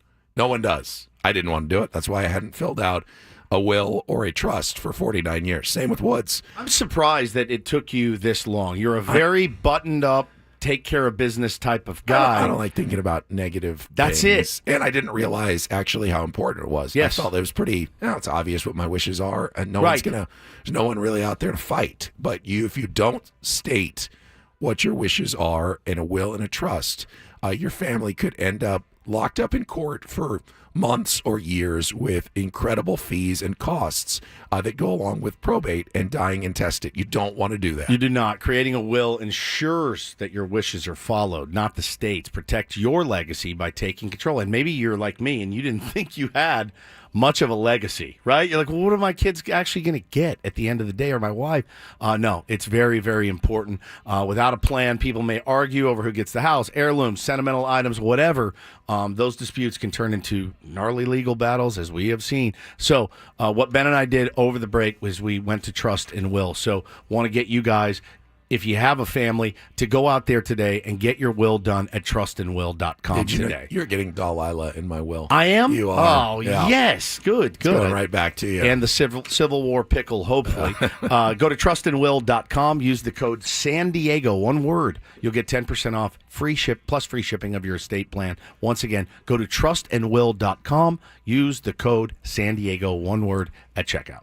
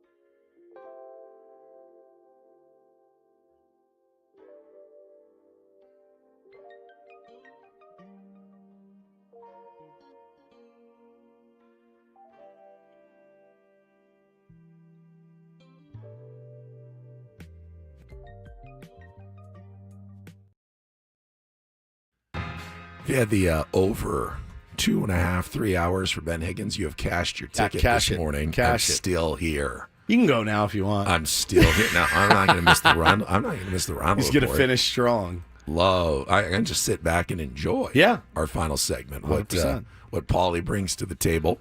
We got Sammy Levitt here. He's going to be back tonight again at 7 for Inside San Diego Baseball. Annie and Elston program's coming up at 10, but get to our Roundel Report right after our last check of traffic here on 97.3 The Fan.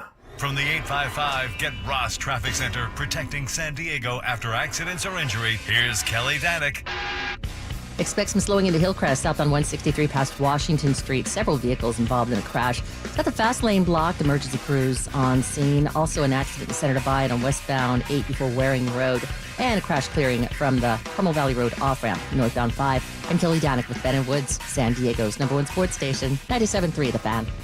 And get things started here with our today's edition of the Roundel Report. Now tuned into the greatest.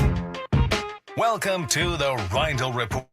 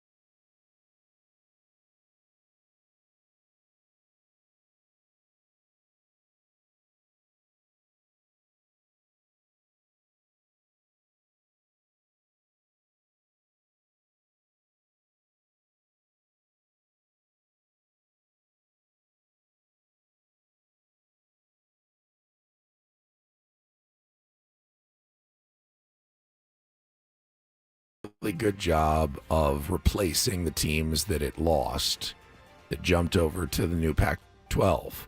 San Diego State, Fresno State, Colorado State, Boise State. They've quickly acted.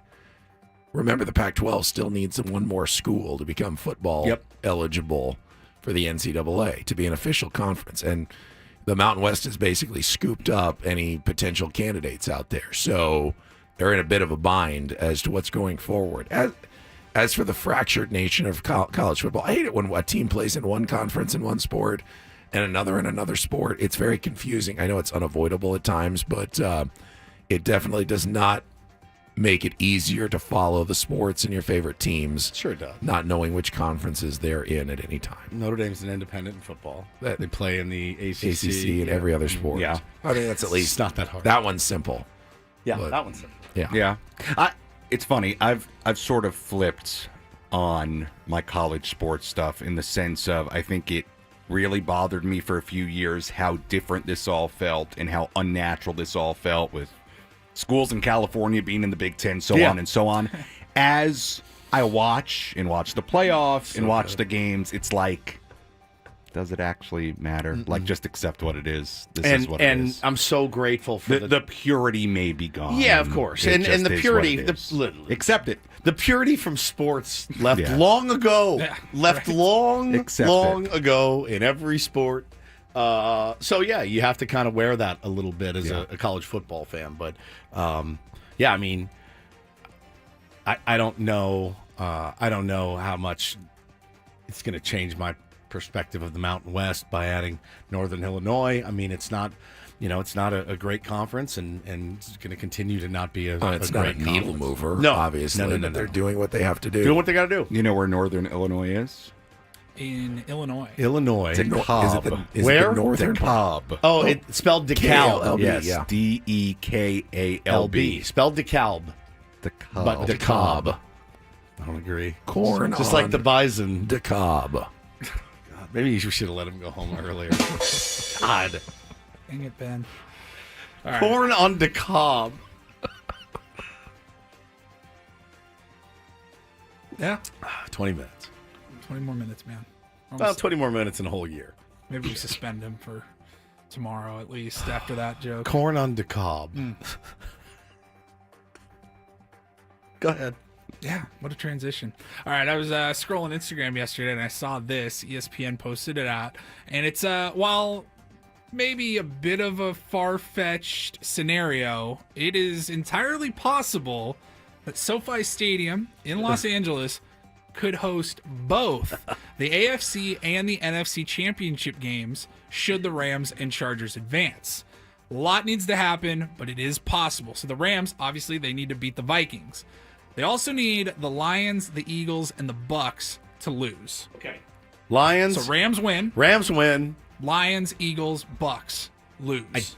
They all have to lose. Yes. I don't think that's going to happen. It could, but I don't think it's going to. It's unlikely, but what's the logistical solution? Because they don't have the time to clear the entire stadium. That the games take place within like 30 minutes of each other. Double header. Yeah. The Chargers, obviously, they have to beat the Texans, and then they need the Chiefs, the Bills, and the Ravens all to lose. That's not happening. Extremely but I want to know what they're going to do. What are the odds that I can place a $10 bet on that happening so to make $1 million? The reason this is possible, you got to remember, the NFL reseeds after the first round, Yes. so that's what would make this all possible for SoFi, those teams, to be the home teams. Can you imagine? Should they make it to the conference championship games?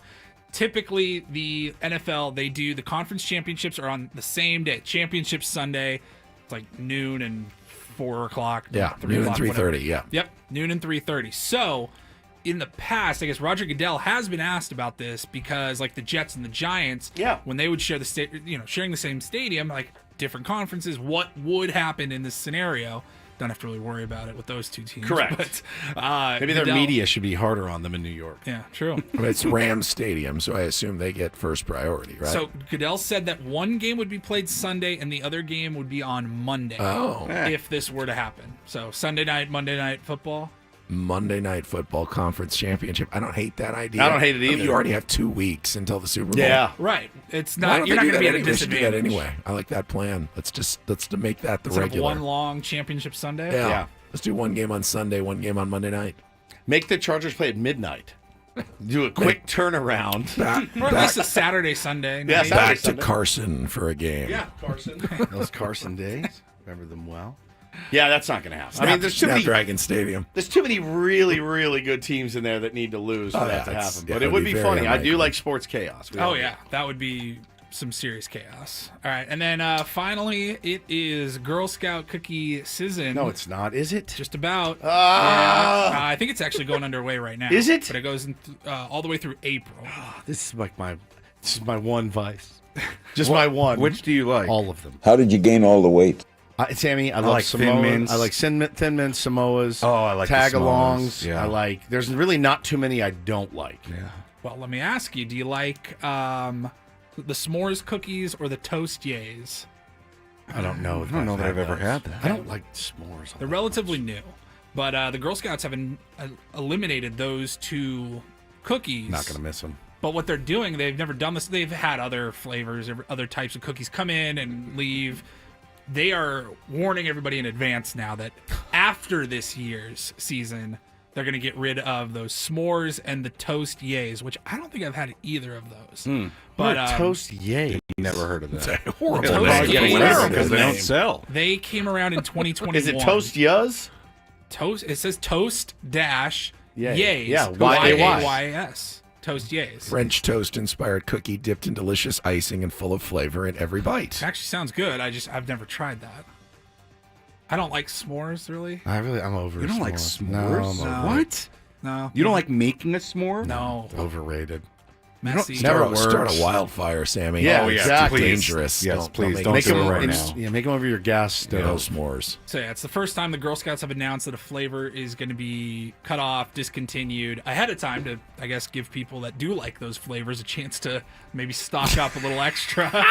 All the others are You're back. hoarding Tostiers in your house. All the other ones are back though. Thin Mint, Samoas, the trefoils, the peanut butter patties. Those are so good. Dosey Does. I think it's trefoils, not trefoils. Yeah. Trefoils. Settle down over there. That's all right. Easy, RFK. Yeah, I need another lasagna. Lasagna. It says they also have Adventurefuls, caramel chocolate chip, lemonades, lemon ups, and I love lemon toffee-tastic. How high do you get on the supply? I Girl Scout cookies. I don't often. I do love Thin Mints, but I'm going to maybe expand everybody's world here. Oh, go ahead. Girl Scout season doesn't matter anymore because at Costco they have little Thin Mint balls. Girl Scout cookies. Oh, I've had them. Thin Mint my balls. God, they're unbelievable. And in this big old package, and we keep them in the freezer. And it's now Girl Scout season all year long at our house. So I went into Thin Mint balls. I went to my pantry recently and I opened it up. And when you have two little kids, like Taylor, for example, he only eats snacks. Like you try to make him a meal, he won't eat it. He eats fruit, tons of fruit, and like crackers. That's what he eats right now. It's a phase he's in. And so as a parent, instead of you need to sit there and finish your stew or whatever, he's not going to, right? Like I made chili recently. He's like, took one look at it. He goes, Are you running an orphanage here? Eat your gruel. So I opened the pantry and I saw hidden, tucked back in the corner, these Thin Mint balls. And I went, oh God. So I was like, all right. Had one. I was like, Does oh Hannah my hide She food hides from you? hides Yeah. them from me. I reached my hand. I was like, oh, like let them filter through my fingers into my mouth. They were so good. Yeah. I'm ready to spend like $300 on Girl Scout cookies. I give a lot away, but I really Or about want $8 on one of the giant Costco bags of Thin They're Mint balls. so good, man. Yeah, Support the Girl Scouts, But man. can you support the Girl Scouts. Where does that money actually go? Do we know? Corporate Costco's But can okay. you buy Girl Scout cookies at the store? No. now? But right in front of the store, I guarantee you. Right, but you they can. don't. There are no stores that actually sell the real, I don't think so. boxed Girl Scout I don't cookies. think so. That's great. I love that. Yeah, this is terrible. Matt says, I feel like I'm taking crazy pills. I need to argue with my 5-year-old to eat his pizza before he can have snacks. There's this snack culture that we've built in to parenthood right now. And it's really all, like I told you guys a couple weeks ago, his lunch now, I have to make him a charcuterie board. Cheese, crackers, and fruit. I have to make it every morning. Like cutting up cheese, putting crackers in there. I'm like, you little turd, man. You little turd. Bo says to me at the beginning of the week, Monday I want turkey sandwich. Tuesday turkey's fine. Wednesday peanut butter and jelly. They give me their menu, so nice. I go in and I'm whipping it up. Hannah did it this morning. You should create like an online ordering system. for them. Yes. Have I told you guys what we got them for Christmas? By the way, I don't think so. think I did. One of their gifts that they wanted CBs, and so we got. Like CB radios? CB walkie radio. talkie. Walkie-talkies, Okay. yeah. Yeah. Not CBs. Yeah, in their rig. I had no idea what you were just talking about. Walkie-talkie. CBs. All their friends down the street also got walkie-talkies. Oh, really? So now, here's what you hear. Hey, it's Bo. Can you come play? Over. And then you hear muffled, over. And then Bo's like, hey, can you come play? Over. Hey, can you come play? Over. Just repeat. And they all make this little like beep sounds. Like, beep. Oh, amazing. Bo, can you come That's play? awesome. Over. And then you can't hear a word they say. They all don't know when to press the button. They talk over each other. It is a Because when you're nightmare. pressing the button, you can't hear anybody Correct. else. It correct. cuts them off. So It they're- cuts you off. They're still trying to figure it out. Hey, can you come down and play? Over. Beep. But you coordinated with other families to get them All ones that walkie-talkies. communicate. Wow. All walkie-talkies. That's So on the same they can frequency. communicate. They're on the same Yeah. frequency. Yeah, we'll all go to the same channel. Yeah. You know, and text the parents. All right, put it on channel 202 or whatever. Hey, can you come down and play? Over. Hey, can you come down and play? Over. Beep, beep. It's mad. Do they ever pick up like trucker, large So, Marge? Strangely enough, the other day, I'm sitting inside. I'm working at my desk. Bo and his buddy come in weeping. And I'm like, what happened? And Bo said, somebody just came on this channel and said, you owe me a lot of money, open up. And I'm like, I think it's a prank, probably one of the other dads. I wouldn't get too worried about it, but I think one of the dads was What dad would do that? hey, I would. I would do it in a Yeah, you heartbeat. would. Be like, hey, give me all your money, open up. Right? It's, I forgot to tell this story. Traumatize your They're child. traumatized. Still to this day, they don't know. They don't know who it was, what happened. So now, is there some creep in the neighborhood that's like, it kind of domed me out for a minute, but holy cow, man. It just, to hear those I'm about to throw them out the window because beep. And they just repeat themselves over and over and over and over. I mean, 7 and 4. They don't have the real extensive vocabulary and don't really know what to say with their friends. But repeating myself over and over. That's it. The whole time. But yeah, somebody played a little prank on him, messed him up for a while. It's a good lesson, though. It's a good lesson. Yeah, in what? And being careful with what your kids are doing and communicating and things like that. There's a lot of creeps out there, right? You have a few delinquents in your neighborhood. I'm sure we do. Yeah. I'm sure we do. I realize when I hear about other people's lives, like yours, Woods, kids, dealing with all these things, important things you got to deal with day to day. I've got it so easy. You do, and I didn't want to say it. You know what I did last night? I got in my car with no destination of where I was going to eat, and I ended up at a revolving sushi bar. Oh, I've always wanted to go to one of those. I've never been to one either. And I sat at the sushi bar by myself, pulling the plates. Yeah. It's like $55. They're like just color sushi coded, bar. like different plates or different prices and stuff. And once you pull it, it's yours. Well, the one they keep track of when you put the plate in the garbage. Like it says, okay, you've used 3 plates, and then you can order like a tempura, which is different. You don't put that plate in. But it just reminded me, I have it so I mean, at any time, I just have this. Like today, for example, freedom. You'll leave here in 8 minutes, and you can go home and do whatever you want. Yes. You remember those days? Vaguely. But Now, one could argue, should I be at a point of life where maybe I should have more responsibilities? I don't know. I mean, how do you feel? The answer is no. I feel like I'm right where I should be. Because I'll tell you, with your gig, it would suck having kids right now. It'd be hard. I don't know how I'd go to spring training Correct. for 7 weeks. You couldn't. Yeah. I'm telling you right Yeah, now. I mean, look, I'm at the point where I don't have to worry about it You yet. could not go. It would be excruciating. It was tough. We had babies when I did Padres pre and post. It's and it was almost tough. I mean, impossible. if it wasn't for Shelly staying at home and taking care of them, no chance. Yeah, it would be impossible. I mean, that's why this gig is perfect because I have a few hours myself, and then I got and then it's just like boot camp every night. But no, don't stress it, Sammy. There's still plenty of time. I was an old dad. I am an old dad. I didn't become a dad till I was 42, so you still got plenty of time. No, thank you. Yeah. All right, let's lay odds. Will I be here tomorrow or not?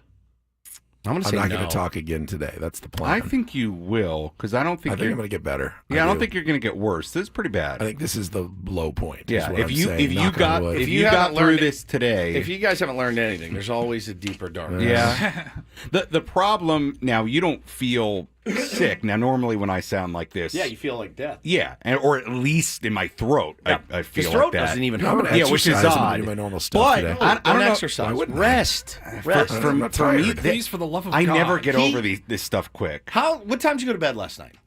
10:45. Yeah, What the you hell? should have been What's wrong asleep with at you? 8. You got to get a good You got night's to sleep. rest. At 8. It doesn't matter. Take a pill. Forced myself. Sammy, thank you for coming in. Thank you, You're Sammy. appreciate welcome. it. My pleasure. Great That'll job, do it for Eddie. us. Eddie and Elston program is coming up next for Paul Reindl, our executive producer, and Stephen Woods. I'm Ben Higgins, wishing you a great rest of your Wednesday, and execute Order 66. Good night. Oh.